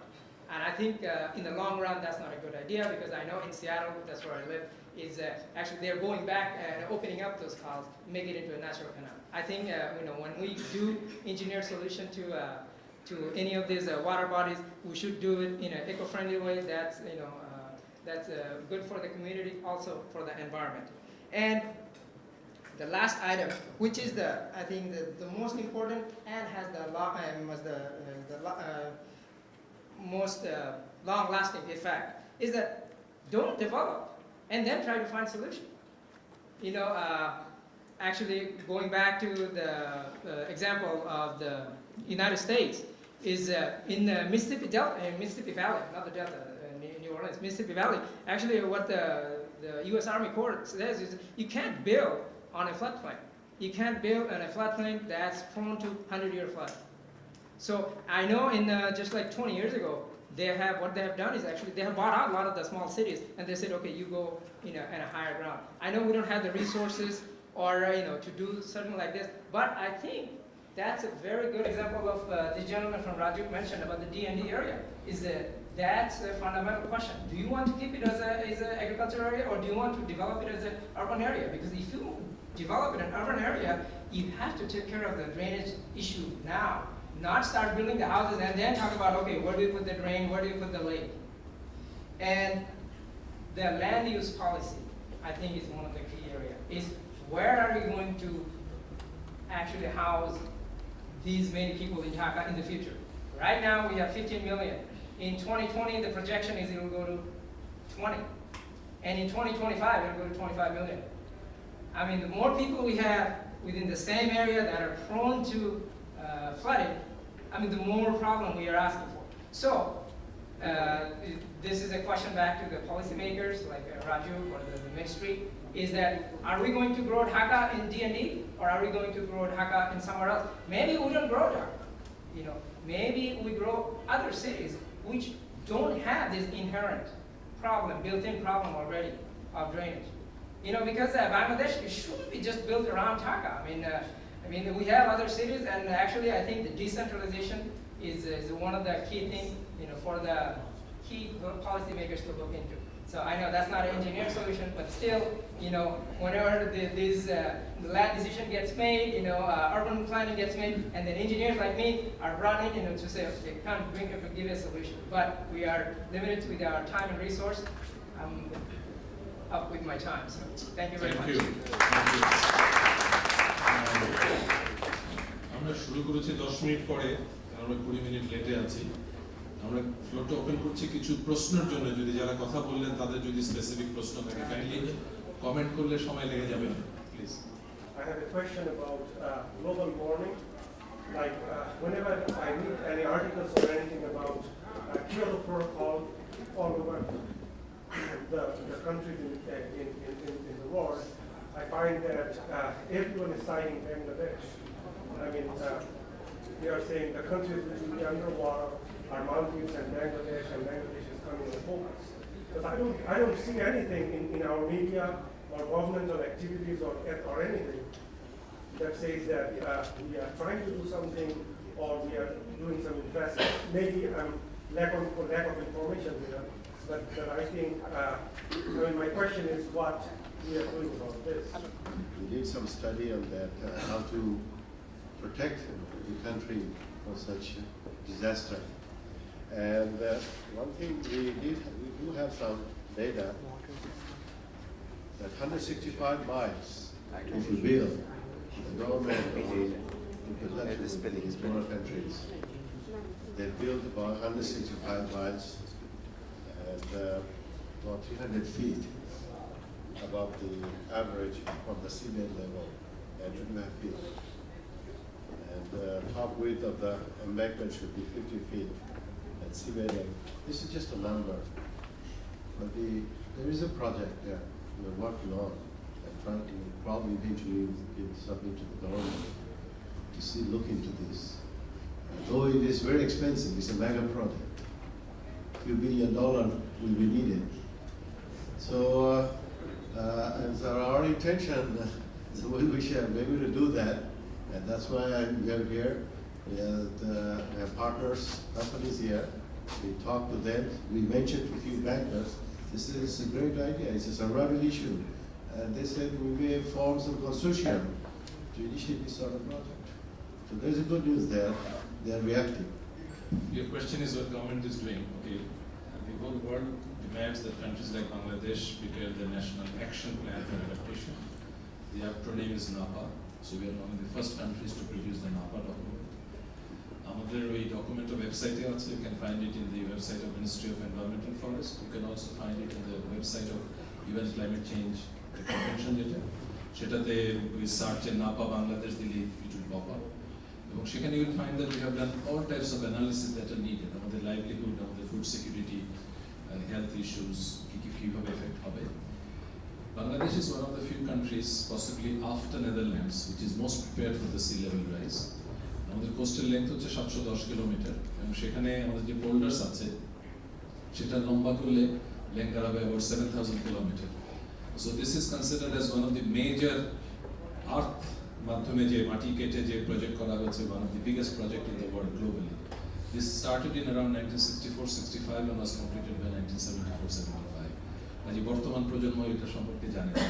But problem হবে sea level rise হবে কিন্তু আজকে না, থেকে 100 বছর পরে 59 centimetre 23 ইঞ্চি বাড়বে। Okay, I am giving you specific numbers, 23 ইঞ্চি। তো এটাতে বর্তমান কোস্টলাইন যেখানে আছে সেটা সরে চাঁদপুর, শরীয়তপুর এই বরাবর চলে আসবে। সেলিনিটি লেভেল বাড়বে, crop production কমে যাবে, but we are protected. Our feet will not be wet. This is the slogan that is used in Europe. So government জানে কি করতে হবে এবং সেই ডকুমেন্টও তৈরি হয়ে আছে। প্রবলেমটা হচ্ছে resources, that is where we are. Okay, কিছু নেই। মাই কোশ্চেন টু জনাব মাহ, খুবই সুন্দর, ওনার প্রেজেন্টেশন খুব সুন্দর ছিল এবং কমিউনিটি পার্টিসিপেশনে যে কমিউনিটি ভলান্টিয়ার্সের কথা যে কথা বলছেন এক্সেলেন্ট, বাট আপনি এখানে যে লোকাল অ্যাডমিনিস্ট্রেশনের যে ভূমিকা আছে, লোকাল অ্যাডমিনিস্ট্রেশন বিশেষ করে যে লোকাল ডিজাস্টার কমিটিগুলো আছে ইউনিয়ন উপজেলাগুলো, এদের কি কোনো ভূমিকা থাকবে কিনা? আর আরেকটা হচ্ছে যে আসলে ডিজিটাল ম্যানেজমেন্টের যে integration of all other ministries, এটা বললে কি ভালো হবে, এটা আমার জানার বিষয়। আরেকটা বলবো যে এবারে যে সিনিয়র 2007 হলো, সেখানে কি কি ব্যর্থতাগুলো আমাদের, কি কি উইকনেসগুলো ছিল, এই বিষয়ে একটা কথা। আর থার্ড ওয়ান হলো যে রিসেন্টলি আপনি নিশ্চয়ই খেয়াল করেছেন আর যে প্রফেসর জামিলুর রেজা চৌধুরী উনি বলছেন যে সিগন্যালিং সিস্টেমগুলো ইজ আউটডেটেড, মডার্নাইজেশন করার এই ক্ষেত্রে বিশেষ করে আমাদের যে মডার্নিং আছেন স্যার, উনিও বলবেন সিগন্যালিং সিস্টেমটা আমাদের মডার্নাইজেশন করার ক্ষেত্রে আমাদের কি কি ভূমিকাগুলো এখন আছে, এটা কিভাবে করা যায়, যেহেতু গভর্নমেন্ট পর্যায়ে একজন সেক্রেটারি আছে, আমরা তার সাথে কি আবেদন রাখতে পারি? তৃতীয়টার উত্তর দিয়ে আমরা ইতিমধ্যে একটা টাস্ক ফোর্স করেছেন এই সিস্টেমটাকে রিভিউ করার জন্য। আর প্রথমটা যেটা বলছেন যে কোঅর্ডিনেশন, আপনি যদি স্যারের স্লাইডগুলো দেখেন, আপনার কাছে কপি আছে, দেখেন লাস্ট স্লাইড 8 নম্বর পৃষ্ঠায় উনি বলেছেন যে ডিজাস্টার রিলিফের কোঅপারেশন হতে হবে এবং সবশেষে আছে government agencies, civil society agencies, NGOs, red cross societies, mental health agencies, social services agencies. এবং মেন্টাল হেলথ এজেন্সিজ দেখে আমি ব্যক্তিগতভাবে খুশি হচ্ছি, কারণ যে লোকাল যে ট্রমার ব্যাপারে কি করতে হবে আমাদের এখনো কোনো প্রস্তুতি নেই। আর তৃতীয় যে প্রশ্নটা করেছেন যে সিডারের ব্যাপারে আপনার কোনো মন্তব্য আছে কিনা? So for that, I need to actually defer to my colleagues here because I could not follow that much. You know, I think I am fine without mine. I could not follow that much on CEDAR. This is a very recent one. So I have to defer that to my colleagues. Anyone would like to say anything. But one thing I think you made a very good point. It's definitely an integrated approach. And even Bangladesh government, in terms of disseminating the signal, is working with the ministry and the Red Crescent Society, work together, like hand in glove kind of relationship. At the local level also, the CPP volunteers, they're drawn from various walks of life. And I believe at the local level also government participate in terms of warning the people and also in terms of reconstruction, I believe also recovery.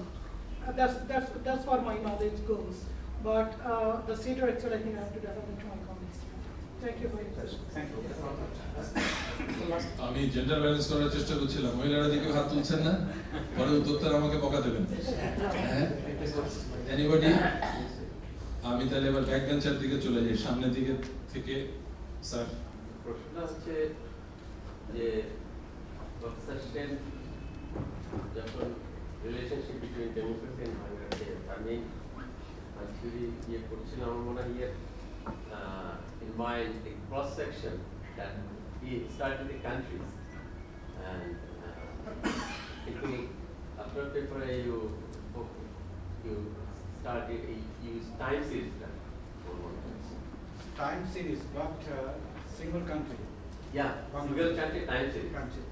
এখন এই যে the period 2004 এখন যে ডেমোক্রেসির জন্য যে variable যে ইয়েগুলো দিয়েছেন, আমি শিওর যে কি ধরনের কি ধরনের অ্যাসপেক্ট ই কনসিডার আমার আপনি যদি আপনি একটু পরিচয় দেন তাহলে আমাদের সুবিধা হয়। আমি চিনি আপনাকে, but that's not the point. আমি সরওয়ার জাহান। ওকে, প্রফেসর সরওয়ার জাহান। আমার মনে হয় এটা এমন একটা ডিটেইল প্রশ্ন, রিসার্চ, উনি ডেটা সোর্স দিয়েছেন, ওনার কোএফিশিয়েন্ট অফ কোরিলেশন 0.8 বলেছে, 0.88। তো এরপরে ডেটা নিয়ে প্রশ্ন থাকতে পারে, মেথোডোলজি আমার মনে হয় বাইল্যাটারাল ডিসকাশন যদি করে তাহলে ভালো হয়। না, আমার যেটা ছিল যে prospect mainly he studied the country. উনি তো নোবেল প্রাইজ পেয়ে থেমে গেছেন, আরেকটা নোবেল প্রাইজের ব্যবস্থা করেন। ওকে, আমার মনে হয় please take it up bilaterally. একেবারে পিছনে দেবো, আমি ব্যাকবেঞ্চারদের পছন্দ করি, please. Hi, I'll come to you. Ji. I'm Fan Hussain from Carnegie University. I have a question for Mr. Akbar. When you talk about community-based disaster communication, do you have any kind of set of technologies in mind with respect to Bangladesh? Okay, আমি ওনার প্রশ্নটা নিয়ে নিই, আপনি একটু চেষ্টা করছেন। জি thank you. গণতন্ত্র ইউএসএতে ক্যাটরিনার ক্ষতি থেকে উত্তরণে রিয়েলি কি হেল্প করছে এগুলো আপনি আচ্ছা, তার আগে এই ঘরে কি কেউ জানেন যে ক্যাটরিনার যে ফার্স্ট প্রেডিকশন যে ক্যাটরিনা হিট করতে যাচ্ছে, that was done by Bangladeshi. So he is my direct student, এবং সে আমাকে দেখিয়েছে এসে ঢাকা এক সময় স্টেপ বাই স্টেপ, এবং ওর মেইন প্রবলেম ছিল যে রিসার্চারের থেকে পলিসি মেকারের মধ্যে যে communication, that was totally missing over there. আমাদের এখানে অ্যাট লিস্ট আছে, আমরা সচিব মহোদয়কে সরাসরি রিচ করতে পারি। Thank you.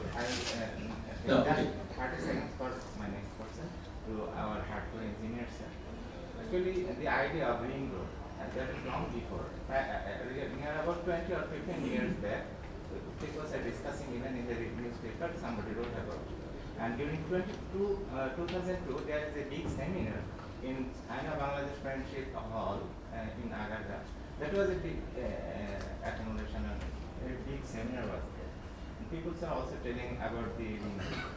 So what is the idea from your part? And my question, a specific question is, how long we will discuss about the ring road, and when we will start establishing the first bridge on that road?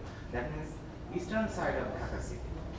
And my third question is, Mr. Shameem, you were mentioning that you have to establish pumps to just refill the waters from inside the Dhaka city. So we have to do every year to expel the water. But consider that if we take sand from the Turak or Balu or that Goriunga river, just once upon a time, you put the sand inside your ditch.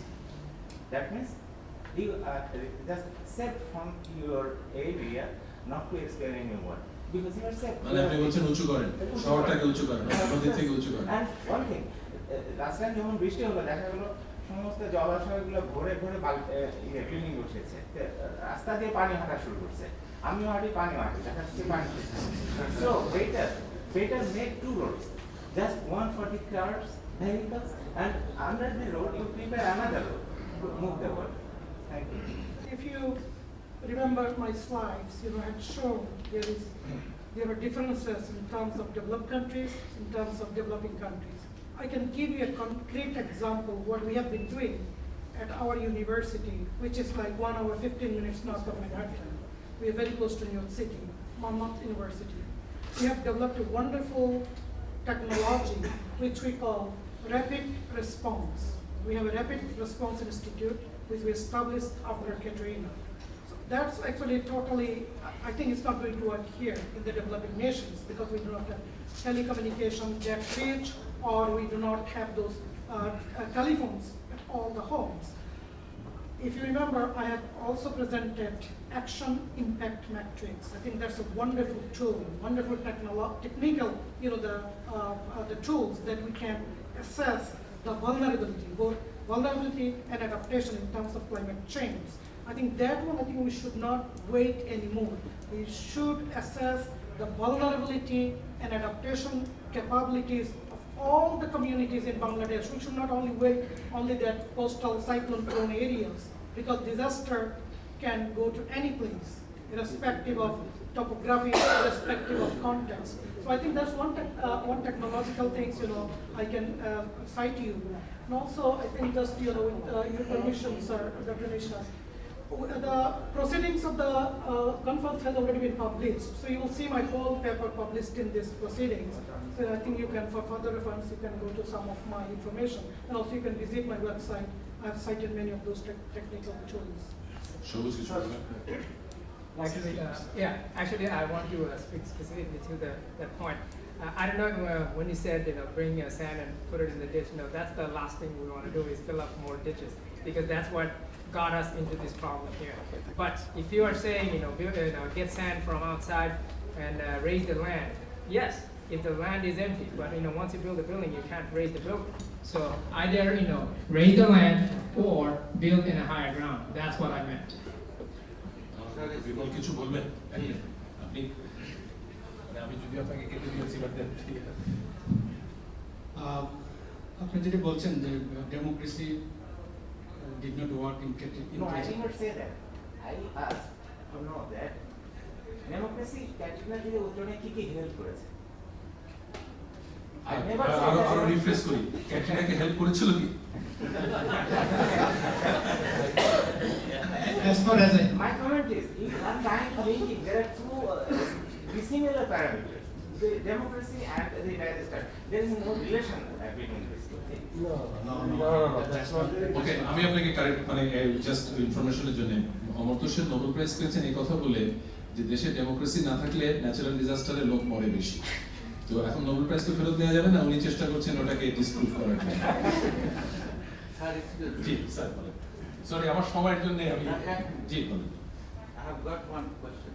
G. Every speaker told there is a problem in Dhaka city in different factors. So I want to know the decentralization of ministry to adjacent area, and this city, population of the city will divide it, move there. So many of the problems will help and solve. This is it. আমার সবুজ ইকবালের কথা যদি আমি বুঝে থাকি, সে বলেছে যে ঢাকাকে যেন আর গ্রো করতে না দেওয়া হয় এবং ঢাকার বাইরেও আরো সুন্দর ভালো ভালো জায়গা আছে সেগুলোতে যাতে গ্রো করা হয়। আপনার সব কিন্তু রিফ্লেক্টেড হচ্ছে পিছনে। So there is any long-term solution about the flood management in Bangladesh because of আমি দেখেছি যে বিশেষ করে আমি সাউদার্ন চায়নাতে বসবাস করি বন্ধুতে দেখা যায় সবগুলো রিভারই দ্য ভেরি ডিপ এবং level of the city is absolutely similar to the river, the water level. I guess I see the আপনি কি জাহাজে গেছেন ইয়েলো রিভারে যে রিভার বেড পাশে তিনতলা বিল্ডিং এর উপরে সেটা দেখেছেন? আমি দেখেছি না আমি বলছি অধিকাংশ নদীগুলো কিন্তু ডিপ এবং সেখানে রিভার ক্যানেল আছে, রিভার ট্রান্সপোর্ট চলছে, পাশাপাশি কিন্তু ব্যারিয়ার আছে। আমরা কিন্তু দেখছি যে একটা শহর 200 বছর 300 বছর ফ্লাডের কারণে ভেঙে যাচ্ছে, আবার আরেকটা শহর উপরে যাচ্ছে, নদী কিন্তু এই শীতকালে পুরো শুকিয়ে যাচ্ছে। সেক্ষেত্রে আমি জানতে চাচ্ছি যে দীর্ঘমেয়াদী কোনো পরিকল্পনা আছে কিনা যে এই রিভার থেকে ফ্লাডকে কন্ট্রোল করা যাবে। আমরা যখনই কোনো ইনভেস্টমেন্ট বা অন্য কোনো কথা বলি তাদেরকে অন্যান্য দেশের লোকজনকে, ওরা প্রথমেই প্রশ্ন করে this is under the flag, this is really আমাদের বরেন্দ্র অঞ্চল, মধুপুর অঞ্চল, রংপুর, দিনাজপুরের বহু জায়গা ফ্ল্যাটের উপরে আছে। আপনাকে ফ্ল্যাট ফ্রি এলাকা আমরা দেব। আমি জানি যে নেগেটিভ কিন্তু সহজেই এক্সপোজ হয়। নেগেটিভ পিকচারটাই দেশে বাংলাদেশ সম্পর্কে বেশি প্রচারিত, but we have flat free areas R we can do something about it. আমার মনে হয় আমরা শেষের দিকে যাই। ওকে, জাস্ট প্রশ্ন। স্যার প্রশ্ন আমি জাস্ট আবেদন করবো, আমি ঢাকার রাজুকের প্ল্যান প্রিপারেশনের পরিচালক। এখন ঢাকা নিয়ে যে বন্যা বা পরিবেশ বা শহরের এই বিষয়গুলোর জন্য NRB যেভাবে সাহায্য করতে চাচ্ছেন, এবং আমি ওনাদের সবাইকে নিমন্ত্রণ করছি, ধন্যবাদ দিচ্ছি যে ওনারা আসছেন, যদি থাকে মানে রাজু দিয়ে আমাদের সাথে আগে শেয়ার করে। আপনারা কোথায় যাবেন, চা খাওয়াবেন কিনা বলেন? এবং স্যার আমি সকালে আমার যে থিসিস অ্যাডভাইজার ছিল প্রফেসর নুরুল আমিন, ওনার সাথে আরবান এনভায়রনমেন্টাল ম্যানেজমেন্টের মডারেশন করছিলাম, সেখানে অনেক কথা আসছে ঢাকার ফ্লাড, ট্রাফিক কনজেশন এবং আদার বিষয়গুলো নিয়ে। আমার যেটা শুধু আমি পিএইচডি করছি, শেষ করতে পারি নাই। অ্যাসিস্ট্যান্টশিপ যদি আপনার মাধ্যমে সবাইদের মাধ্যমে আমি রাজনীতির ক্যাপাসিটি বিল্ডিং চিন্তা করছি, রাজনীতি যারা প্ল্যানার, ইঞ্জিনিয়ার, বিশেষ করে সিদ্দিক স্যার আছেন, উনি হয়তো কোনো মন্তব্য করবেন, উনি 1000 কোটি টাকা নেগোসিয়েশন করেছেন। আমাদের যদি এলজিডি ক্যাপাসিটি ডেভেলপ করতে পারে, তাহলে আমরা রাজুকের ক্যাপাসিটি ডেভেলপ করতে পারছি না ফর আরবান ম্যানেজমেন্ট। তো ব্রিগেডিয়ার আদেশ স্যারকে আমরা চিরাম পেয়েছি, আপনাদের সবার মাধ্যমে আমাদের অনুরোধ বিমান সার্ভিস এবং যারা চেষ্টা করছেন আমাদের জন্য any kind of technical assistant এবং অ্যাসিস্ট্যান্টশিপ দ্বারা আমরা ফার্দার ক্যাপাসিটি ডেভেলপিং করব। একটা তো দিয়েছেন, ওইটা নেন আগে। ওকে, আমি এখানে একটা প্রশ্ন করি please. We have any integration between Raju, Wasa, disaster management group? Do we sit together? ওকে, এই দিক থেকে রিসেন্ট ছিল আমরা জানি যে আসলে যে সুন্দরবন আমাদের ওয়ার্ল্ড হেরিটেজের অংশ এখন। এটা আমাদেরকে আসলে অনেক রক্ষা করেছে, এবং যেটা আমরা জানি যে ইন্ডিয়ান ইউনিভার্সিটি ছিল হিট করার আগে প্রায় 220 কিলোমিটারের কাছাকাছি, কিন্তু পরে যখন ভিতরে আসলো প্রায় 120 মতো, অলমোস্ট 100 কিলোমিটারের মতো প্রায় কমে গেছে। এবং আমি রিসেন্টলি ঘুরে আসলাম এই প্রায় পাথরঘাটা সব এলাকায়, ছোটখানি ফিরোজপুর সবগুলো এলাকায়। আমার আসলে চেষ্টা একটু জানতে যে আমাদের এই ধরনের কোনো প্রজেক্ট, বিশেষ করে অন্তত ফরেস্ট্রি ডেভেলপমেন্টে, যেগুলো আমাদের লাইভলিহুডটাকে সিকিউর, আমরা অনেকবারই দেখছি, 70-এও দেখছি, যেটা আমাদেরকে অনেক লোক মারা গেছে, তারপরেও কিন্তু অনেক সেভ করছে। এবছরও কিন্তু ডিজাস্টারের নিয়ে কিন্তু অনেক বেশি হচ্ছে, সেদিকটা হয়তো আমরা অনেকেই কিন্তু হয়তো বলছি, অন্যভাবে বলছি, আমার মনে হয় যে এই যে, তবে এখানে একটা জিনিস আমি বলতে চাই যে ফরেস্টার যে আমাদের কিছু ফল্টি ইয়েও ছিল, প্ল্যান্টেশনের ক্ষেত্রে টেকনিকও ছিল, যেটার কারণে হয়তো গাছ বেশি উপরে পড়ছে, ডিজাস্টারের এফেক্ট অনেক করছে, কিন্তু তারপরেও আমাদের এই প্ল্যান্টেশন বা আমাদের এই ইয়েটা কিন্তু সুন্দরভাবে আমাদেরকে অনেকভাবে সেদিকটা। First speaker's point, just to correct two factual errors. Though you have proposed for some major projects for Dhaka, particularly Eastern Embankment, and also solid waste disposal and drainage system, the basic thing is neither you or anyone has looked into what are the institutional issues. Because definitely it will be a mega project. It will be a good deal of money. But how to implement this? This has been discussed for last 12 years. And even that while I was Secretary Works, because one of the issues came into that how this city protection will have to come. But eventually, because it links with a number of ministries and agencies, the whole thing boiled down, whether it is a water ministry or Ministry of Works, or because Water and Works, that as Ministry of Works would have to take a lead, because it would have to generate a huge revenue with the improvement of and protection of the land. In fact, whole thing boils down on the coordination and the implementation issue. Rather that you maybe that as an investor or as an that you have to link up with other with the technological capacity, things can be done. But unless we resolve this issue of such a institutional issue, probably that I can cite two examples, like Metro Manila. The entire Metro Manila's, it's a structural plan, it's a drainage and transportation. Even that, you won't believe, which is a municipal function, solid waste disposal, that has been brought to under the purview of Metro Manila Development Authority. And in fact, that's the head is always a prescription. Just look into other every development authority. It's a entire development is being coordinated with them, or they are the Calcutta Development Authority.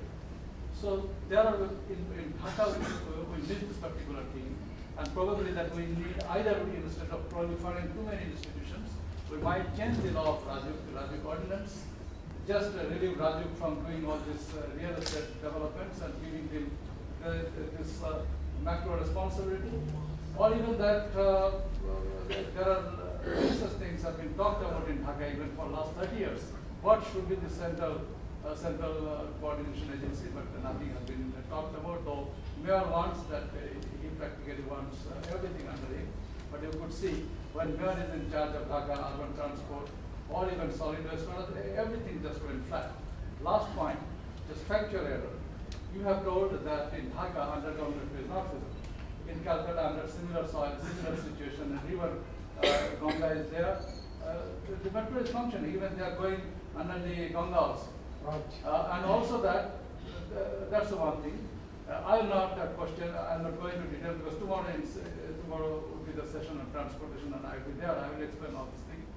Another thing you have mentioned about solid waste. On the solid waste you have told that with all this 8,000 tons, practically there will be 80 megawatt power generation. I have gone into very details on this issue. That's not correct because with such a high temperature conversion of the solid waste, which is mostly organic, it is not like in Western countries with paper and plastics. Because with those organic materials, the way you would have to you need quite a high energy support and practically most of the output would be spent on that. And it's a very negligible quantity of electricity that we can generate. Thank you. আপনি এসআরআর করে solid waste disposal একটা ভালো কথা বলেছেন যে centralise ওয়েতে বিরাট কিছু চিন্তা না করে can we think of small localised units. আর ইন্ডাস্ট্রিয়াল যে কোঅর্ডিনেশনের কথা যেটা বলা হচ্ছে আমাদের লাইটার টোন এই ওয়ার্ল্ড ব্যাংক এডিবি বড় বড় কনসালটেন্ট নিয়ে আসছেন এই ইনস্টিটিউশনাল ইস্যু সলভ করার জন্য। এক কনসালটেন্ট আসলেন মহিলা, তিনি জীবনানন্দ দাসের নাতি। আমি তার সাথে বাংলায় কথা বলা শুরু করলাম, তিনি দেখলাম তিনি বাংলা জানেন না। আমি বললাম যে আপনি বাংলাই জানেন না, বাংলাদেশের প্রবলেম কেমন করে সলভ করবেন, ক্রেডেনশিয়াল যদিও আপনার অনেক হাই। বাট পয়েন্ট হচ্ছে যে এই ইনস্টিটিউশন প্রবলেম যদি সলভ করতে পারি তাহলে সব প্রবলেমই সলভ হবে। With that, may I invite our special guest today, Brigadier General Abidus Samad. Bismillahirrahmanirrahim. In the name of Allah, the most merciful, the most beneficent. Respected Chairperson, panel members and audience, Assalamu alaikum and good evening. It is indeed a great honor and privilege to be here amongst the galaxy of intelligentsia who have been kind in taking up topics which are of vital interest for the nation, for the discourse. At the outset, I must admit that I'm not a specialist in disaster flood management, but by dint of my serving in the Armed Forces Division where I'm presently located, I had some exposure to disaster management in the past, and I had some limited exposure, I can say. As the large audience is aware, many of you, disaster management has been institutionalized in Bangladesh, where Armed Forces Division plays a vital role in particular coordinating many aspects of the disaster management. I shall seize this opportunity to speak a few words on disaster management by armed forces, especially the aspects of coordination. The resilient people of Bangladesh by now have learned how to live with recurrent natural disasters. At the same time, we have also made considerable progress in disaster management, which is already recognized and praised both at home and abroad. This includes pre-disaster preventive measures, emergency response during disasters, and post-disaster rehabilitation. Because of the right clarity and commitment, Bangladesh Armed Forces have proved to be one of the most efficient amongst all the national agencies dealing with disasters. We have participated in all the major disaster management activity within the country. Bangladesh Armed Forces have also responded to the calls of friendly countries and made significant contribution in disaster management efforts well beyond its borders. Experience of past disaster management in Bangladesh supports the vital need for smooth coordination at national level between concerned ministries of the government, subsidiary organs, departments, NGOs, and most importantly, with the armed forces. Coordination within the armed forces and their parallel civilian counterparts is also equally important in disaster management of any nation. Gentlemen, for smooth handling of disasters and their subsequent efficient management, formulation of a set of guidelines in the form of standing orders for disaster, the SOD we call it, by the Ministry of Food and Disaster Management has been a milestone in this aspect. Adherence to this will ensure that in the event of any disaster, the participants in the management can play their respective role swiftly and appropriately to minimize the effect of disasters and also mitigate the damage and sufferings afterwards. I'd now like to touch upon some of the difficulties we face in the process of our participation in disaster management operations. This may also help us to figure out some of the areas where the non-resident Bangladeshis can come forward to participate to enhance our capacity building in this regard. The vital rescue equipment that we don't have. For lack of certain special equipment, we are unable to generate right kind of response in the event of disasters such as collapse of high-rise buildings, etc. We need special equipment for climbing buildings on fire, debris removal, etc. This is an area which might need considerable financial assistance. Control and coordination of the NGO activity and other donors. This also came up in the discussion. In case of a good number of organizations voluntarily working in a disaster hit area, there's a great deal of requirement that their efforts are coordinated and guided. Armed forces may try to guide them, but this may be viewed as an interference and curbing their initiative by some. And as the learned chairperson also told, people engaged in relief activities may be motivated and prompted by other means such as exposure to the media more than the sincere urge to help the distressed people. Failure to communicate actual requirements to the donors. As a consequence, we end up in receiving items which are not at all required and can hardly be utilized. Though people donate things out of real compassion and feelings for the suffering humanity. Think of relief goods coming all the way from some European countries where people may have no or little idea about the socio-economic condition in a disaster hit area in Bangladesh. Lack of capacity building of key agencies. I'd like to make mention of the fire service and civil defense, which could be playing a major role, provided we could equip them with the right kind of equipments and train them in the right kind of activity, which we are not able to do because of lack of resources and also lack of focus, I must say. Lack of reliable database in affected area. There is no authentic and reliable database system in Bangladesh in many areas. For want of reliable data, it is not possible to plan relief and rescue operation effectively, in particular the assessment of damage and estimation of relief. Finally, I'd like to thank the learned resource persons for their fantastic presentation, and I'm sure that this would go a long way and it will be of value for us in Bangladesh for mitigating disasters in future. Thank you very much. এবার আমি আমন্ত্রণ জানাচ্ছি আজকের অনুষ্ঠানের আর এই সেশনের chief guest doctor Mohammad Ayub Mia, যিনি বাংলাদেশ সরকারের ministry of food and disaster ম্যানেজমেন্টের সচিব, এবং আমি ওনার কাছ থেকে আশা করব যে উনি খোলাখুলি কথা বলবেন, খোলাখুলি উত্তর দেবেন। সিডর সম্পর্কে প্রশ্ন হয়েছে, বন্যা সম্পর্কে প্রশ্ন হয়েছে। যারা দেশের বাইরে থাকেন স্বাভাবিকভাবেই তাদের প্রচন্ড উদ্বেগ আছে বাংলাদেশ সম্পর্কে জানার জন্য। ওয়েবসাইটে ঢুকে তারা খবর নেন, খবরের কাগজ থেকে খবর নেন, আত্মীয় স্বজনের কাছ থেকে খবর নেন। আমরা একজনের কাছে তো শুনলাম যে কুতুবদিয়ার ব্যাপারে সবসময় উদ্বিগ্ন থাকেন, এই বুঝে সাইক্লোন হলো, এই বুঝে ওনার চাচা আবার কোথায় বানে হারিয়ে গেলেন। তো আমার মনে হয় যে আমাদের দেশের কি অবস্থাটা আছে আমরা যদি খোলাখুলি আমাদের এনআরবিদেরকে বলতে পারি এবং তারা যদি বর্তমানে আমাদের কি অবস্থা আছে এটা যদি অ্যাসেস করতে পারেন, তাহলে কিন্তু তাদের পরামর্শগুলো আমাদের কাছে এফেক্টিভ হবে। কারণ অনেকে দেশ ছেড়েছেন 15 বছর, 20 বছর, 30 বছর আগে। এর মধ্যে যে দেশে কিছু পরিবর্তন হয়েছে, হয়তো সেটার খবর তাদের পক্ষে রাখা সম্ভব হয় না। They may not be up to date. সেই দোষে আমি তাদের দুষ্ট করছি না। আমি বলছি যে আমরা যদি বলতে পারি যে আমাদের কোথায় প্রয়োজন আছে, ব্রিগেডিয়ার জেনারেল যেটা বললেন যে যেমন আমাদের বহু জায়গাতে আমাদের ডেটাবেসের অভাব হচ্ছে, আমাদের ইনফরমেশন নেই, কোস্টাল আইল্যান্ডগুলো কন্টিনিউয়াসলি ভাঙছে করছে, যার জন্য স্যাটেলাইট ইমাজারিজ হয়তো বোধহয় মোস্ট অ্যাপ্রোপ্রিয়েট টুল হবে। সো সেই প্রেক্ষিতে আমি ডক্টর আয়ুব মিয়াকে অনুরোধ করব খোলাখুলি কথা বলতে। বিসমিল্লাহির রহমানির রহিম। সম্মানিত মডারেটর, বিশেষ অতিথি, paper presenters, non resident Bangladeshi communities, আমি ইনফ্যাক্ট আমার লিখিত বক্তব্য বাদ দিয়ে একটু খোলামেলাই কথা বলছি। তো ধন্যবাদ। এখানে বেশ কয়েকটি পেপার প্রেজেন্ট করা হয়েছে যেগুলো বেশ সুচিন্তিত এবং গবেষণালব্ধ, প্রচুর তথ্য আছে। তবে ডক্টর আইনুল নিশাত যেটা বললেন যে আপনারা দীর্ঘদিন বাইরে থাকার কারণে দেশে যে অনেক ডেভেলপমেন্ট হয়েছে, হয়তো লেটেস্ট আপডেটস আপনাদের অনেকের কাছে হয়তো নেই। এই জন্য আমার মনে হয় সামনের দিকে এই পেপারগুলোকে আপডেট করা প্রয়োজন হবে এবং দেশে আমাদের যে অনেক আমরা কাজ করেছি বা করছি সেই জন্য এর মধ্যে ইনক্লুডেড হবে।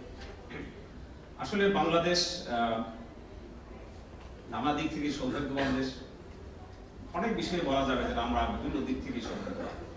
আবার এটা এই যে প্রাকৃতিক দুর্যোগের চিত্র যখন তুলে ধরা হয়, মনে হয় পৃথিবীর সবচেয়ে দুর্ভাগা দেশ। কিন্তু আমরা এর মধ্যেই বসবাস করছি, এর মধ্যে আমাদের বসবাস করতে হবে। আমাদের যে ভৌগোলিক অবস্থান, এই কারণেই কতগুলো প্রাকৃতিক দুর্যোগ আমাদের নিত্য সঙ্গী। এটা যুগ যুগ ধরে হয়ে আসছে, সামনের দিকে হবে। আমরা হিমালয়ের পাদদেশে বাস করছি, তারপরে এখানে আমাদের দেশের উপর দিয়ে প্রায় গুরুত্বপূর্ণ 50টির বেশি নদী প্রবাহিত। সুতরাং এটি জিওগ্রাফিক্যাল পজিশনের কারণে এই অবস্থা আমাদেরকে ফেস করতে হবে। আবার ভূমিকম্পের দিক থেকেও বাংলাদেশ ভূমিকম্প প্রবণ, এটাও ভৌগোলিক কারণ, আমরা সে অবস্থায় অবস্থান করছি। আবার পাশাপাশি আজকে যেটা বলা হচ্ছে যে global warming or climate change, যে হিউম্যান এররের জন্য অর আমরা যে সমস্ত ইন্ডাস্ট্রিয়াল পলিউশন ডেভেলপ কান্ট্রিগুলো করছে সে কারণে হচ্ছে, সেই বিষয়গুলো কিন্তু এখন আমাদের সামনে আসছে। আমার কাছে দুটো প্রশ্ন অনেকদিন ধরেই বেশ আকুবত হচ্ছে। কদিন আগে আমি আমার এক বন্ধু, যিনি এখন মালয়েশিয়া একটা বিশ্ববিদ্যালয়ে এনভায়রনমেন্টের উপরে অধ্যাপনা করছেন, তাকে জিজ্ঞেস করেছিলাম যে এই যে বাংলাদেশ যে ডুবে যাবে বলা হচ্ছে সমুদ্রের তলে হাঁটায়, এটা আসলে বিজ্ঞানীদের অনেক বক্তব্যের সাথে তো দ্বিমত থাকে, মত পার্থক্য থাকে, এইটাতে কোনো মত পার্থক্য কি নেই যে না ডুববে না? উনি যেটা বললেন, নিশ্চয়ই আমাকে সঠিক করতে পারবেন, যে এ পর্যন্ত মেজর কোনো মত পার্থক্য নেই, তবে সময়টি কত লাগবে এবং আস্তে আস্তে এটা হবে, এটা সত্যি উনি যেটা বলেছেন। সুতরাং এই বিষয়ে আমাদেরকে দীর্ঘমেয়াদী প্রস্তুতি আমাদের নিতে হবে এবং সে সময় আমাদের আছে, সে সময় আমরা নিতে পারবো। এটা একটি দিক। আরেকটা হচ্ছে যে আসলে এই যে এখন যে প্রাকৃতিক দুর্যোগ হচ্ছে, আমাদের বন্যা হচ্ছে, সাইক্লোন হচ্ছে, টর্নেডো হচ্ছে, অন্যান্য যেগুলো হচ্ছে, এগুলো থেকে আসলে প্রতিরোধের বা প্রতিকার আমরা কি কি ব্যবস্থা নিতে পারি সেগুলো সম্পর্কে আমাদের কতটুকু প্রস্তুতি আছে। বাংলাদেশে অনেক প্রস্তুতি আছে, অনেক এখন আমরা সম্পদের অভাবে করতে পারছি না এবং আরো আমাদের গবেষণা বা চিন্তা ভাবনারও প্রয়োজন আছে। যেমন আপনারা সবাই বলেছেন যে আর্লি ওয়ার্নিং সিস্টেম, এইটা আমরা আমরা অনেক দূরে এগিয়েছি, কিন্তু এখনো লুপহোলস আমাদের আছে। আমি এই 1998 সালে যখন ভয়াবহ বন্যা হয় তখন ওই খাদ্য মন্ত্রণালয়ের দায়িত্বে ছিলাম এবং তখন 42 লক্ষ টন খাদ্য ঘাটতি ছিল, সেটা আমরা ম্যানেজ করেছিলাম। এবারও ইনসিডেন্টালি, আমি জানি না কোইন্সিডেন্স কিনা, এই সিডরের মাত্র 10-15 দিন আগে আমি মন্ত্রণালয়ে জয়েন করেছি। তো ফলে এইটা ম্যানেজ করতে যে শুরু থেকে এ পর্যন্ত যেভাবে লেগে আছে সেই অভিজ্ঞতাগুলো আমি আপনাদের সামনে বর্ণনা করতে চাই। যে প্রথমেই আসে যে আসলে সিগন্যালিং সিস্টেম, এটা কিন্তু এবারে দেখা গেছে মোটামুটি ভাবে অনেকের কাছে রিচ করেছে, কিন্তু এরপরও আমরা পর্যালোচনা মূল্যায়নে দেখছি যে কিছু কিছু প্রবলেম ছিল। যেমন সিগন্যালিং সিস্টেম, এটাতে বেশ একটু যথেষ্ট সমস্যা ছিল এবং এটা হঠাৎ করে নয়, দীর্ঘদিন থেকে চলে আসছে। সেটা হচ্ছে আমাদের বলা হলো যে 4 নম্বর সিগন্যাল মহাবিপদ সংকেত, এরপরে বলা হলো যে মংলাতে 10 নম্বর বিপদ সংকেত মংলা সমুদ্র বন্দরে, আর 9 নম্বর বিপদ সংকেত চট্টগ্রাম সমুদ্র বন্দরে। হঠাৎ পটুয়াখালী আর বাগেরহাট, হঠাৎ দি কমন পিপল, তাদের সাইক্লোন শেল্টারে যেতে হবে কিনা, এটা কিন্তু এভাবে বলা হয়। আবার 4 থেকে হঠাৎ জাম্প দিয়ে 9-তে বা কেন গেল সেটা যৌক্তিকতা আছে, আমাদের আবহাওয়া বিভাগ যুক্তি দিয়েছিল এবং এটা বেশ যথেষ্ট কনভিন্সিং আর্গুমেন্ট, কিন্তু সাধারণ পাবলিকের পারসেপশনের ক্ষেত্রে এটা কিন্তু একটা প্রবলেম ছিল। এজন্য এই বিষয়টি ইনফ্যাক্ট আজকে সিডরের কারণে আমাদের মন্ত্রণালয় এই বিষয়টিকে সিম্পলিফাই করার জন্য বিশেষজ্ঞদের পরামর্শ অনুযায়ী আরো 1 বছর আগেই চিন্তা ভাবনা অলরেডি শুরু করেছেন এবং সেটা মোটামুটি একটা চূড়ান্ত পর্যায়ে এসেছে। ডক্টর আইন সাহেব উল্লেখ করেছেন আমরা মাত্র এই গত সপ্তাহেই আমরা এই বিষয়ে একটা মিটিং করেছি এবং ডক্টর জামিলুর রেজা চৌধুরী সাহেবের সাথে সমন্বয় করে আমাদের একটা টেকনিক্যাল কমিটি এই 7 তারিখের মধ্যেই আমাদের কাছে সুপারিশ পেশ করবেন how to simplify this signalling system and that will be easier for the people to understand. এবং সেটা খুব শীঘ্রই আমরা ক্যাবিনেটে নিয়ে যেতে সক্ষম হবে এবং আশা করছি এটা আমরা দূর করতে পারবো। আবার এই যেটা বলা হচ্ছে সিটিপির কথা আমাদের গবেষকও বলেছেন, আমি নিজেও কোস্টাল বেল্টের বাড়ি আমার, সুতরাং আমি এ ব্যাপারে যথেষ্ট জানি যে সিটিপিরও আমাদের কিছু প্রবলেম আছে। আমি নিজেও গতকালকেই একটা মিটিং করেছি এই বিষয়ে, এই সিপিপি রেপ্রেজেন্টকে নিয়ে এবং আমাদের এই সমস্ত লুফলসগুলো আইডেন্টিফাই করার জন্য চেষ্টা করেছি। যেমন সিপিপি সব কোস্টাল বেল্টের সব উপজেলাগুলোতে নেই। এবারে এই প্রায় কোস্টাল বেল্টের সব জেলাগুলোর মধ্যে পটুয়াখালী মির্জাগঞ্জ জেলায় কোনো মাইকিং হয়নি, কোনো পাবলিসিটি তেমন একটা হয়নি। আমরা এটা একটু জানার চেষ্টা করি যে কারণটাকে, পরে দেখা গেল এটা কোস্টাল বেল্টের হিসাবে গণ্য নয় এবং এখানে সিপিপি নেই, ফলে এখানে হয়নি। ইউনো সাহেব উনি চেয়ারম্যানদেরকে মোবাইল ফোনে বলেছিলেন, কোনো চেয়ারম্যান এটা মাইকিং করেছেন, কেউ করেননি, কারো জন্য ইট ওয়াজ টু লেট, ইতিমধ্যে ঝড় শুরু হয়ে গেছে। ফলে আমি নিজে মির্জাগঞ্জে গিয়েছি, দেখা গেছে যে একটা পায়রা নদীর পাড় দিয়ে টোটালি ক্রাশ হয়ে গেছে, অর্থাৎ তারা আশ্রয় নেওয়ার সময় পাননি, সুযোগ পাননি। ফলে এই সিপিপির ক্ষেত্রে আরেকটি হচ্ছে, আপনারা যেটা আপনাদের গবেষণায় বলছেন এখানে একটা তথ্য মিসিং আছে। এই সিপিপি 65 থেকে প্রথম শুরু হয়েছে, এরপরে 73-তে এসে গভর্নমেন্টের সাথে একটা এমওইউ স্বাক্ষর করা হয়। সিপিপিতে প্রায় 44,000-এর মতো ভলান্টিয়ার আছে। আপনারা বলছেন যে এটা it's a credit of the red crescent এবং সরকারের একটা যৌথ প্রোগ্রাম এবং এর 95% অর্থ গভর্নমেন্ট প্রদান করে এবং এখানে সিপিপি বা রেড ক্রিসেন্টের থানা লেভেলে কিন্তু কোনো লোক নেই। ডিস্ট্রিক্টে একজন লোক আছে যার সাথে সিপিপির সংযোগ নেই। সিপিপির মূল সংযোগটা হচ্ছে ঢাকা অফিস এবং আমাদের লোকাল অ্যাডমিনিস্ট্রেশন, আমাদের ইউএনও, আমাদের বর্তমানে যে জয়েন্ট ফোর্সেস, তাদের সাথে সময়বান public representative in the root level, grassroot level, that means local level, union Parishad member and chairman, তাদের সাথে কিন্তু মূল সংযোগ এবং সিভিল সোসাইটির কিছু লোক তাদের সাথে কোলাবোরেট করেই কিন্তু তারা এই আর্লি ওয়ার্নিং কাজগুলো কিন্তু তারা করে থাকে এবং যথেষ্ট দক্ষতার সাথে সুনামের সাথে তারা কাজটা করেছে। এবং আপনারা শুনে দুঃখ পাবেন যে এবারে 3 জন ভলান্টিয়ার, একজন মহিলা সহ এবারে এই সিরয়ে মারা গেছেন তাদের দায়িত্ব পালনকারী। এটা অবশ্যই একটা রেকর্ড হওয়া উচিত। আমি মনে করি এটা ওয়ার্ল্ড কমিউনিটির দৃষ্টিতে যাওয়া উচিত। আবার 1973 সালে যে সিপিপি গঠিত হয়েছিল তখন গভর্নমেন্টের কোনো সেপারেট কিন্তু অর্গানাইজেশন ছিল না। By this time disaster management bureau নামে গভর্নমেন্টের আরেকটি অর্গানাইজেশন ক্রিয়েট করা হয়েছে এবং তারাও যথেষ্ট এই সিগন্যালিং, তারপর রিসার্চ এবং অন্যান্য কাজগুলো তারা কিন্তু বর্তমানে করছে। ফলে সিপিপি এবং আমরা বর্তমানে আরেকটা প্রজেক্টও নিয়েছি, CDMP, cyclone and disaster management programme. সেটাও এখন বেশ যথেষ্ট সমৃদ্ধ কনসালট্যান্ট এখানে কাজ করছেন এবং এই সিপিপি, সিডিএমপি, ডিএমপি, রেড ক্রিসেন্ট, গভর্নমেন্টের লোকাল অ্যাডমিনিস্ট্রেশন এর সাথে সমন্বয় করেই কিন্তু এই আর্লি ওয়ার্নিং সিস্টেমটাকে কিন্তু অপারেট করা হচ্ছে। প্রিপারেডনেসের ক্ষেত্রে আমাদের রেডিও, টেলিভিশন, ইলেকট্রনিক্স এবং আমাদের মডার্ন এই যে মোবাইল ফোন সেট, আমাদের ল্যান্ড ফোন, আমার স্যাটেলাইট ফোন, এই সবগুলো কিন্তু একযোগে অত্যন্ত এই মডার্ন টেকনোলজি আমাদেরকে বিরাট হেল্প করেছে। এরপরও কিছু লুফল ছিল যেটা আমাদের মাননীয় প্রধান উপদেষ্টা আইডেন্টিফাই করেছেন। যেমন আমাদের যে এসওডি আছে, স্ট্যান্ডিং অর্ডার ডিজাস্টার, সেখানে কিন্তু বলা আছে যে রেডিও টেলিভিশনে একটা প্রিপারেডনেস নিতে হবে এভাবে যে কিছু শুকনা খাবার পলিথিন দিয়ে মুড়িয়ে মাটির নিচে রেখে দিতে হবে, কিছু কাপড় চোপড়ও রাখা সম্ভব, কিছু বাচ্চাদের বইপত্রও কিন্তু পলিথিন মুড়িয়ে মাটির নিচে রাখা সম্ভব। এইটা আমরা কিন্তু ভুলে গেছি, এভাবে ওয়ার্নিং দেওয়ার আমরা সময় পাইনি বা কেউ খেয়াল করেননি। এটা করলে পরে আরো কিছু লোককে বাঁচানো বা আরো বেশ কিছু অ্যাসেট এখানে কিন্তু বাঁচানো সম্ভব হতো, সেটা আমরা করতে পারিনি। আরেকটা গুরুত্বপূর্ণ বিষয় হচ্ছে যে আমাদের এই সিপিপি প্লাস আমাদের অ্যাডমিনিস্ট্রেশন অ্যান্ড জয়েন্ট ফোর্সেস প্রায় 30 লক্ষ লোককে ইভ্যাকুয়েট করেছিল এবং এর মধ্যে 15 লক্ষ লোক সাইক্লোন শেল্টারে আশ্রয় নিয়েছিল। দেখা গেছে যে এমব্যাঙ্কমেন্টের বাইরে বেশ কিছু লোক বাস করেছেন, তারা কিন্তু ওয়াস্ট আওয়ে হয়ে গেছে, তারা কেউ সাইক্লোন শেল্টারে আসেননি। আমি নিজে কয়েকদিন আগে এই এলাকা থেকে ঘুরে এসেছি যে কোনো কোনো জায়গায় পুলিশ লাঠিচার্জ পর্যন্ত করেছে তাদেরকে সাইক্লোন শেল্টারে যাওয়ার জন্য বাধ্য করার জন্য, কিন্তু বাংলাদেশে এখন পর্যন্ত কোনো আইন নেই কাউকে বাধ্য করার জন্য, মানে সাইক্লোন শেল্টারে যাওয়ার জন্য। তবে আমাদের মন্ত্রণালয় আমরা অলরেডি একটা আইন ইতিমধ্যে ড্রাফট করেছি, আমরা আশা করছি এটা নেক্সট পার্লামেন্ট আসার আগে একটা ফাইনাল শেপ আমরা দিতে পারবো। অন্যান্য অনেক দেশে কিন্তু এটা আছে। আবার এই এনভায়রনমেন্টের বাইরে যারা বাস করে তারা কিন্তু তাদের ভূমিহীন, তাদের কিন্তু কোনো জমি নেই। This is the reality in our society. এই লোকগুলোকে কোথায় যেতে দেবে না, কোথায় তারা বাড়ি ঘর করবে, সে ব্যাপারেও কিন্তু আরো অনেক চিন্তা ভাবনা করার প্রয়োজন আছে।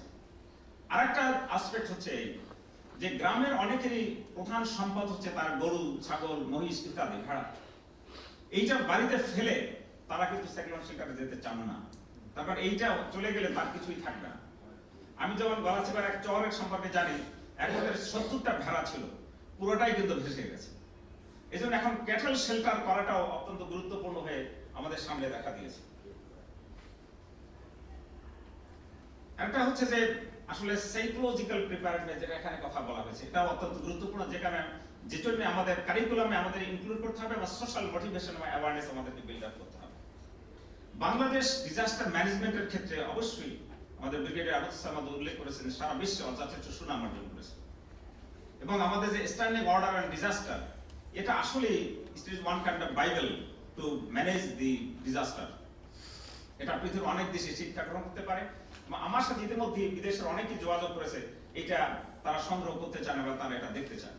আমাকে আমেরিকার IRD international relief and disaster development একটা এনজিওর এক ভদ্রলোক, উনি বলেছে যে ক্যাটরিনা এবং সেখানে তার অভিজ্ঞতা ছিল, উনি বলছে তোমাদের মধ্যে এত সুন্দর সিস্টেম ওখানে কিন্তু ম্যানেজমেন্টের ক্ষেত্রে নেই।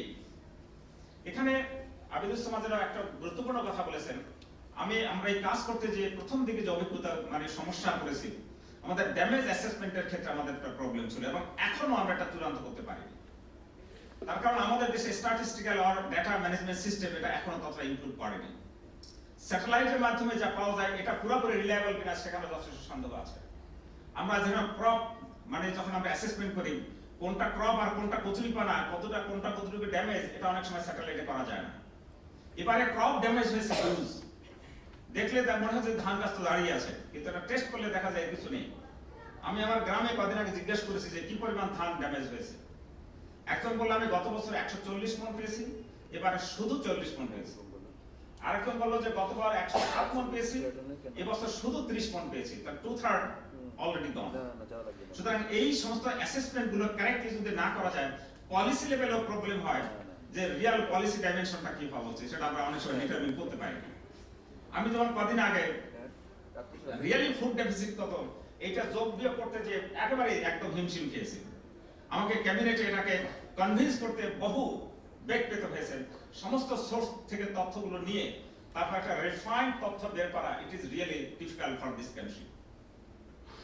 তারপরে আমাদের এই যে রেস্কিউর ক্ষেত্রে আমরা যে ম্যানেজমেন্ট আমরা যে খুব ইমপ্রুভড বলছি, এক হচ্ছে আমাদের কিন্তু একটা কোঅর্ডিনেশনের কথা কেউ কেউ বলেছেন, ওয়েল কোঅর্ডিনেটেড স্ট্রাকচার আমাদের আছে।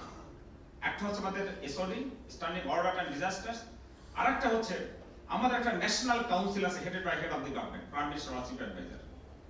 আর একটা আছে inter ministerial coordination committee headed by disaster management minister. আর একটা আছে preparedness committee headed by the secretary. আমরা কিন্তু এই সিগন্যাল 4 পাওয়ার দিনই এবং স্ট্যান্ডিং অর্ডারে বলা আছে যে সিগন্যাল 4 হলেই এই সচিবের নেতৃত্বে একটা মিটিং করতে হবে, এবং আমরা 3 দিন আগে এটা করে ফেলেছি। সাথে সাথে আমরা মিনিস্টারের নেতৃত্বে যে কমিটি সেটার মিটিং পরের দিনই করেছি। একই দিন বিকেল বেলায় মাননীয় প্রধান উপদেষ্টার সভাপতিত্বে মিটিং হয়েছে, সেখানে 3 বাহিনী প্রধান সহ সবাই উপস্থিত ছিলেন, এবং সমস্ত গভর্নমেন্ট এজেন্সিগুলোকে অ্যালার্ট করে দেওয়া হয়েছে, তাদের প্রিপারেশন নিতে বলা হয়েছে। এখানে not only CPP, all the government agencies.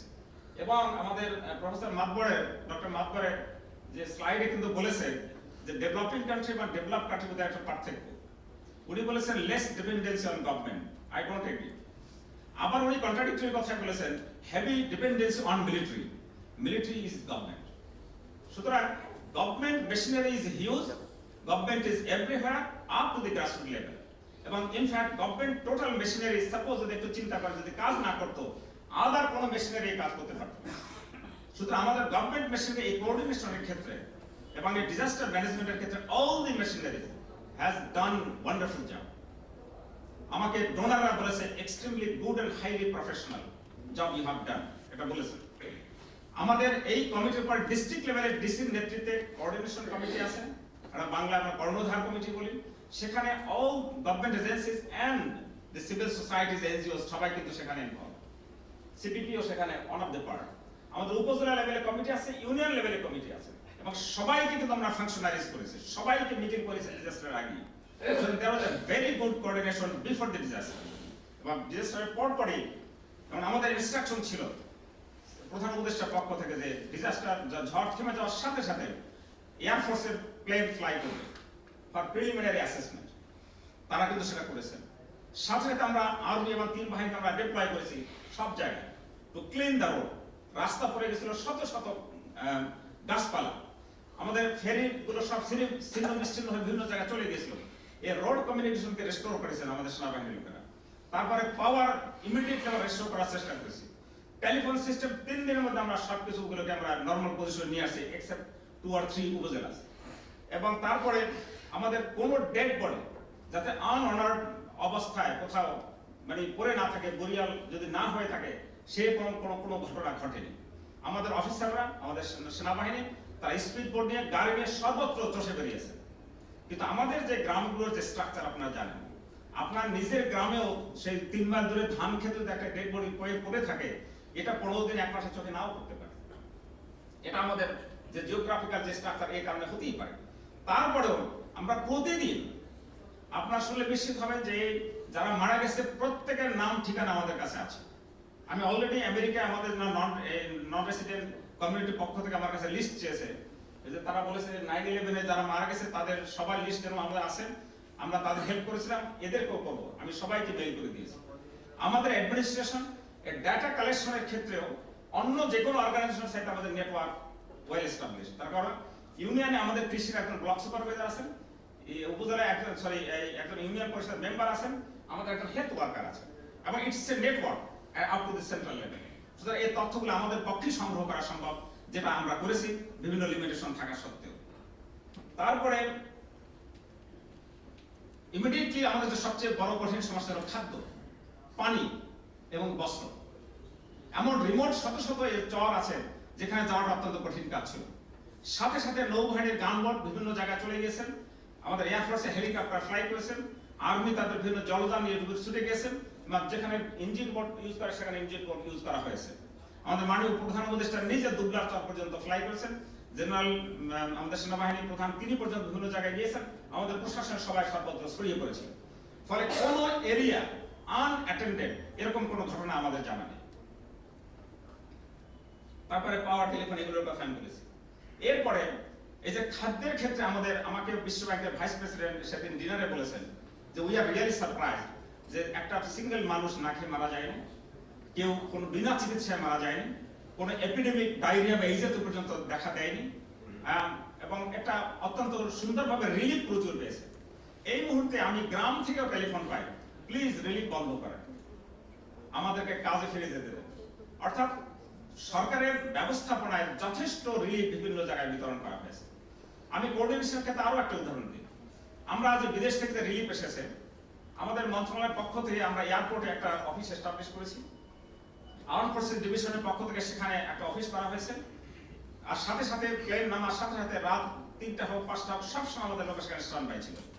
আমরা রিলিফ রিসিভ করে আমি নিজেও গিয়েছি বহুবার। তারপর আমরা সাথে সাথে আমরা আর্ম ফোর্সেস ডিভিশনকে আমরা হস্তান্তর করে দিয়েছি। তাদের হেলিকপ্টার রেডি ছিল, ট্রাক রেডি ছিল, অন্যান্য গাড়ি রেডি ছিল, এবং উইদিন নাইট সবগুলো আমাদের জেলা পর্যায়ে কিন্তু পৌঁছে দেওয়া হয়েছে। গভর্নমেন্ট একজন মাননীয় প্রধান উপদেষ্টাকে বরিশালে দিয়ে সেখানে একটা কোঅর্ডিনেশন সেল এস্টাবলিশ করেছেন। আমাদের যশোরের যে জিওসি তাকে সেখানে কোঅর্ডিনেটর করে দিয়েছেন।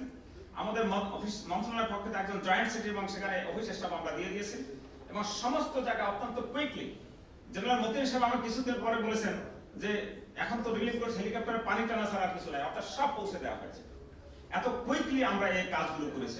আমাদের এনজিওগুলোর সাথে আমরা একাধিক মিটিং করেছি ঢাকায়, এবং তারা বলেছে যে আমরা সব জায়গায় কোঅপারেশন পাচ্ছি এবং ডিসিদের সাথে ইউএনওদের সাথে সংযোগ করে আমরা কাজগুলো করছি, কোনো সমস্যা হচ্ছে না। ইন্টারন্যাশনাল ডোনার কমিউনিটির সাথে আমি 10 দিনের মধ্যে অন্তত 3টা মিটিং করেছি। সুতরাং তারা 6টি ক্লাস্টার গঠন করেছেন, food cluster, safe drinking cluster, housing cluster, তারপরে লাইভলিহুড ক্লাস্টার, এবং 6টি ক্লাস্টার করে তারপরে আমরা বিভিন্ন ধরনের কোঅর্ডিনেশন কাজগুলো আমরা করেছি, এবং এখনো সেটা বর্তমানে বজায় আছে।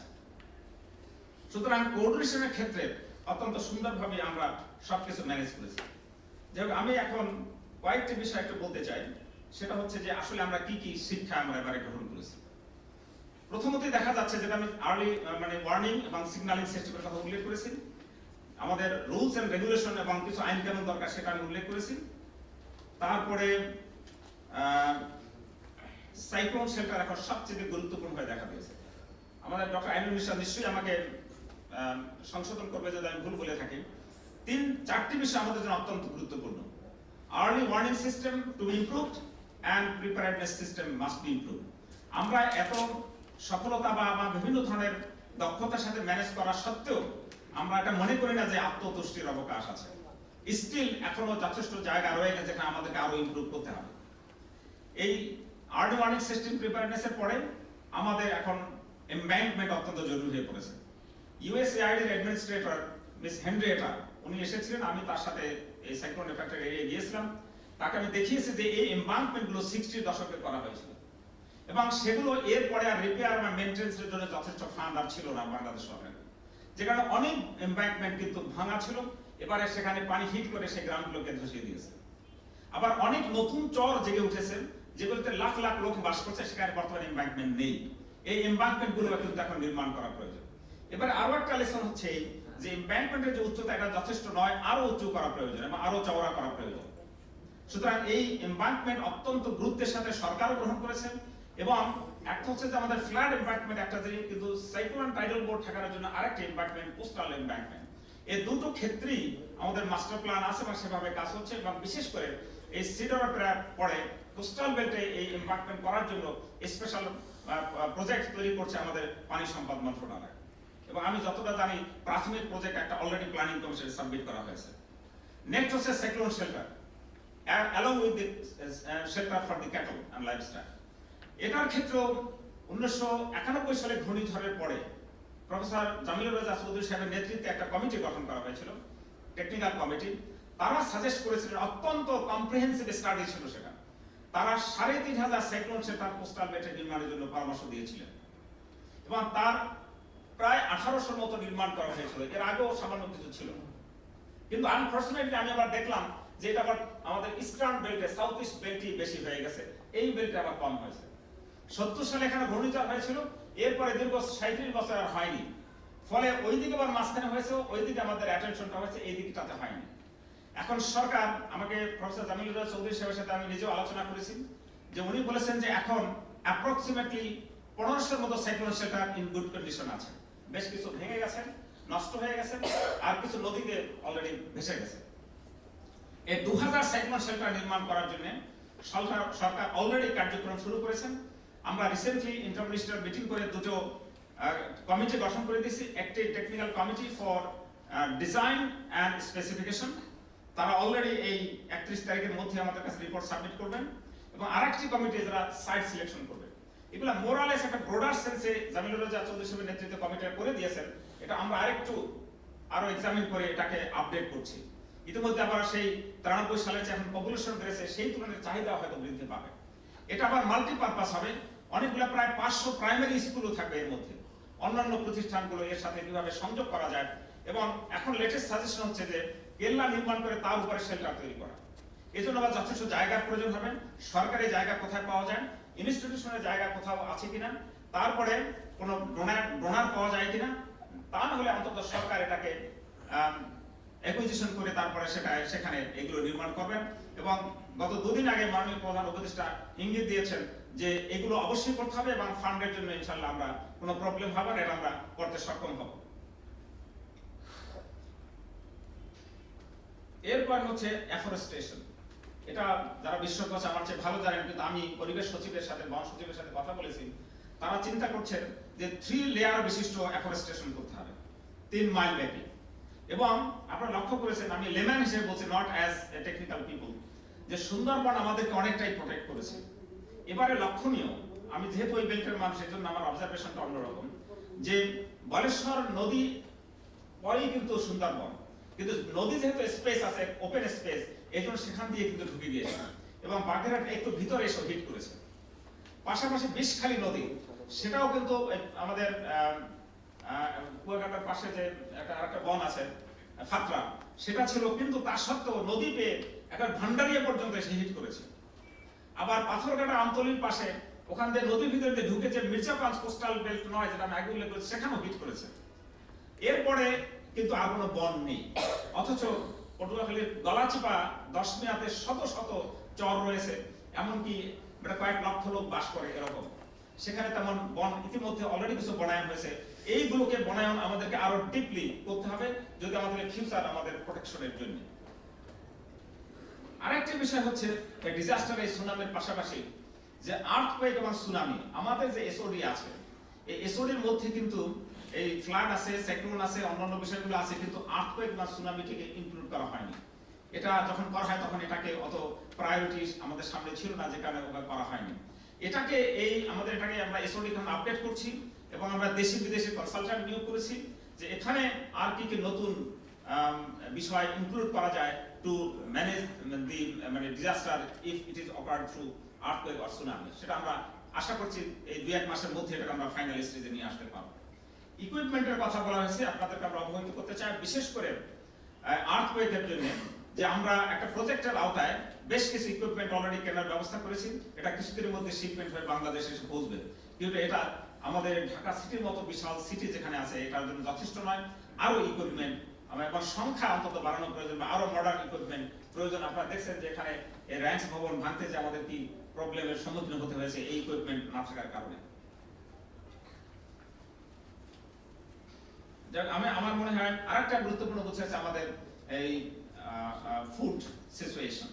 এটা বেশ একটা গুরুত্বপূর্ণ বিষয়। এখানে আপনারা যেহেতু দেশের বাইরে থাকেন, আমি কয়েকটি গুরুত্বপূর্ণ তথ্য দিতে চাই। সেটা হচ্ছে যে আমাদের কিন্তু সাফল্য যথেষ্ট আছে। আপনারা লক্ষ্য করুন যে দেশ যখন স্বাধীন 71 সালে, তখন আমাদের জনসংখ্যা ছিল 7.5 কোটি। সেই তৎকালীন পাকিস্তান আমলে এই 7.5 কোটি মানুষের জন্য প্রতি বছর 25-30 লক্ষ টন ফুড ঘাটতি ছিল, আমাদের খাদ্য ঘাটতি ছিল। আমাদের দেশে 88 লাখ হেক্টর কৃষি জমি 70 সালে ছিল। প্রতি বছর আমরা 80,000 হেক্টর জমি হারাচ্ছি। আমাদের নদী ভাঙনে যাচ্ছে, রাস্তাঘাট নির্মাণে যাচ্ছে, কলকারখানা নির্মাণে যাচ্ছে, হাউস হোল্ড বাড়িঘর নির্মাণে যাচ্ছে। এই 80,000 হেক্টর করে জমি আমরা কিন্তু গত 37 বছরে হারিয়েছি, এবং আরো হারাবো, সামনে হয়তো আরো বেশি যাবে। কিন্তু এই 37 বছর পরে আমাদের ফুড ডেফিসিট কিন্তু ওইভাবে নয়, বরং যদি বন্যা বা ঘূর্ণিঝড় না হয় আমরা কিন্তু মোটামুটি একটু সারপ্লাসও থাকতে পারি, এবং কয়েক অতীতে আমরা এরকম ছিলাম। অ্যাটলিস্ট সাফিসিয়েন্ট আমাদের পক্ষে হওয়া সম্ভব। তাহলে দেখা যাচ্ছে যে জনসংখ্যা ডাবল হয়েছে, জমি 80,000 হেক্টর করে কমেছে, কিন্তু আমার ফুড ডেফিসিট এখন ওই পর্যায়ে নেই। It's a big success for this country that আমাদের food production has been more than doubled. What is the secret? The secret was using HYV seed, high yielding variety seed. আপনারা শুনে খুশি হবেন যে আমাদের ধান গবেষণা ইনস্টিটিউট, আমাদের কৃষি বিজ্ঞানীরা 43টা নতুন ধানের বীজ আবিষ্কার করেছেন। এর মধ্যে 2টো হচ্ছে হাইব্রিড, এবং বাংলাদেশে পুরানা জাতের ধানগুলো বাদ দিয়ে বর্তমানে এই জাতগুলো কিন্তু এখন বর্তমানে চাষবাস হচ্ছে, যার ইল্ড আগের চেয়ে বেটার। বাট স্টিল আমরা Vietnam, even Malaysia, China, Japan, তারা যে কৃষিক্ষেত্রে যে পটেনশিয়ালিটিস তারা দেখিয়েছে, আমরা সেক্ষেত্রে এখন অনেক পিছনে পড়ে আছি।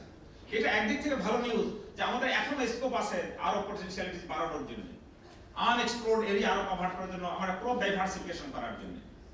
কিন্তু এত সত্ত্বেও একটা ইম্পর্টেন্ট বিষয় হচ্ছে খাদ্য will be no more cheap food. Cheap, এই লাস্ট গত সংখ্যা ইকোনমিস্টের কভারেজ করেছিল নো মোর চিপ ফুড। ওখানে বলা হয়েছে যে 1885 সালের পরে ফুড প্রাইস এখন হাইয়েস্ট পর্যায়ে পৌঁছেছে। আজকে আমেরিকা আমাদের সেই ভুট্টা অথবা গম দিয়ে তারা বায়োফুয়েল বানাচ্ছে।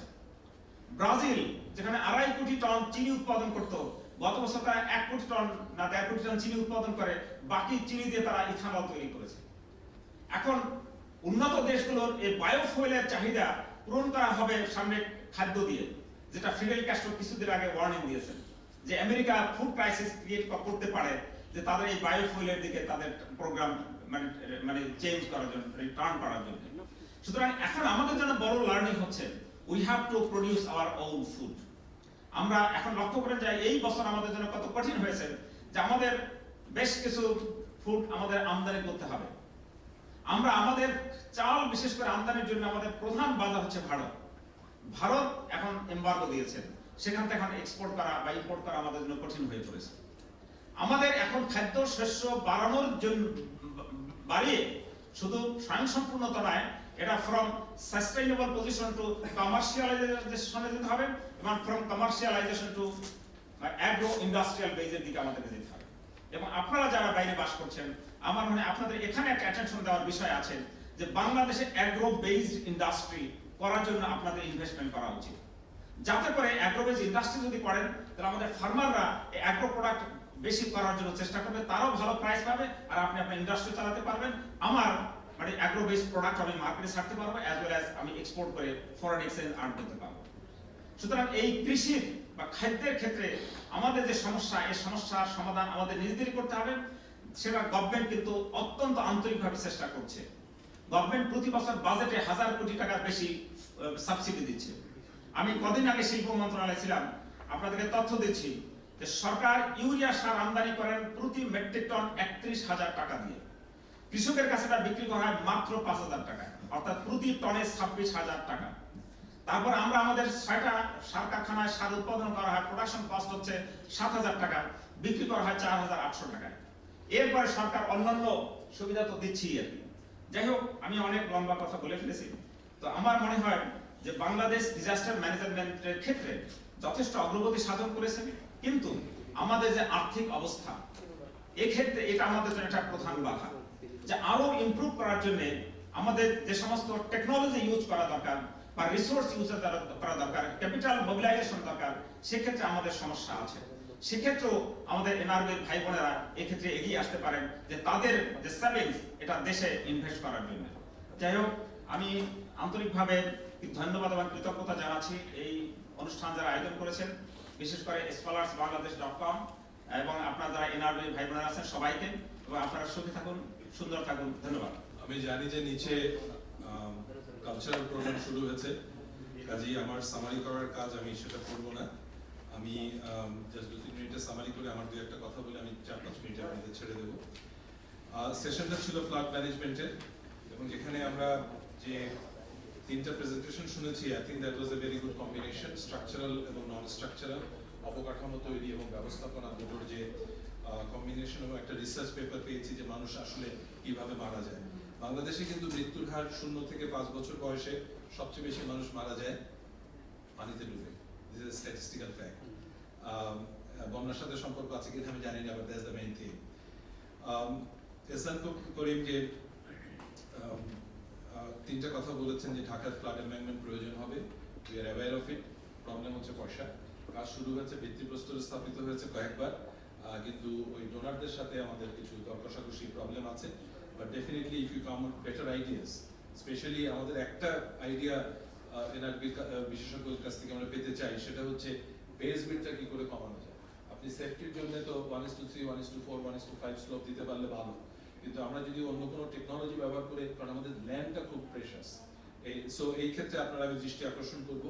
ঢাকা সিটি ড্রেনেজ সিস্টেমের উপর প্রচুর কাজ দেখছে, আপনার পাশে সবুজ ইকবাল বসে আছেন, উনি কাজ করছেন এই মুহূর্তে। ওয়ার্ল্ড ব্যাংক ADB মিলেও কাজ হচ্ছে, বাট সেখানে যদি অন্য কোনো ধরনের টেকনোলজি, ফর এক্সাম্পল ঢাকা সিটির সিপেজ প্রপার্টি বাড়ানোর জন্য যদি আমরা কোনো পোরাস কিংবা রান অফটা কমানোটা মেইন প্রবলেম। আর পাম্প স্টেশন লাগবে। Goran Chandbari pump station is well managed, Kalyanpur is not, কাজে আদাবর এই অঞ্চলে যারা থাকেন they are in under threat. আর ইস্টার্ন সাইডে করা হলে 4টা পাম্প স্টেশন লাগবে, এগুলোর মোটামুটি ঠিক আছে। সলিড ওয়েস্টের কথা যেটা বললেন, আমরা অলরেডি একটা CDM প্রজেক্ট টাকা পেয়েছি 3.5 মেগাওয়াট করার জন্য, বাট আরো হয়তো করা যেতে পারে। কোস্টাল এমেন্ডমেন্ট আমাদের আছে। আর আপনি যে ড্রিমের কথা বলছেন, I use that as a dream. Let Mr. Kiblia here proposed this back in 1953-54, তারপরে থেকে এটা এই ঘরে বহু লোকের জন্ম হয়নি যখন থেকে এটার কথা বলা হচ্ছে, but is a dream project. আমি জানি না সেই ড্রিম কবে ফুলফিল হবে।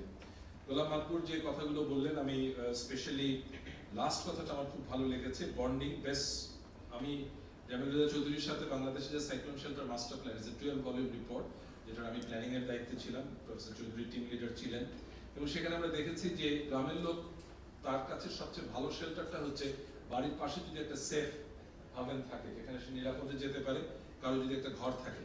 আমি কোস্টাল বেল্টে প্রচুর ঘুরে বেরিয়েছি ওই কাজ করার সময়, আমি তখন বইটা পড়াতাম, যে একটা জিনিস জিজ্ঞাসা করেছি যে অবস্থাপন্ন লোক, টিনের দোতলা, টিনের 3তলা ঘর, বলছি একটা কংক্রিটের দোতলা ঘর করেন না কেন, উপরতলায় যাতে থাকতে পারবেন।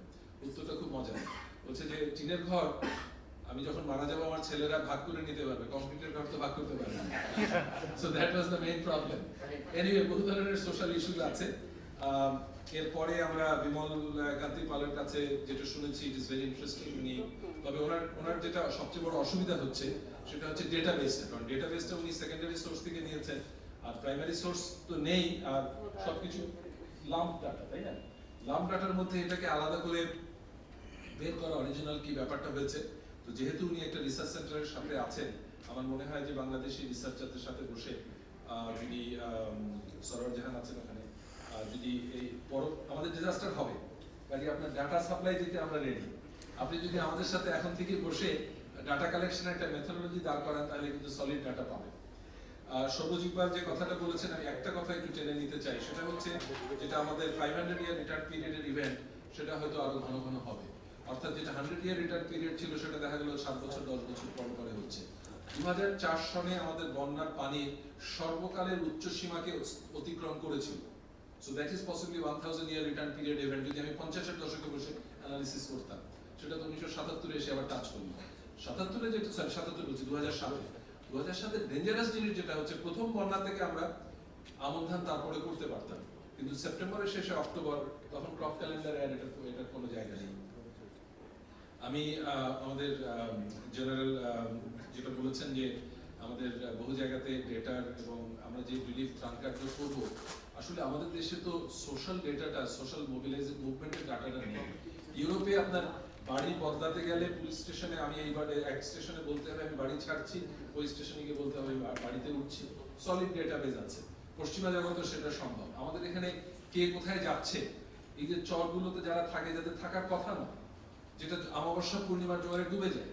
আপনি যদি পরশুদিন এলজিডির সেতু উদ্বোধন হয়েছে বয়ারচরের সাথে কানেক্টেড, বয়ারচর যে অমাবস্যা পূর্ণিমার জোয়ারে ডুবে যায় এবং কোমর সময় পানিতে ডুবে যায়, সেখানে তো মানুষ থাকার কথা নয়, তারপরে সেখানে কোথায় লাখখানেক লোক আছে।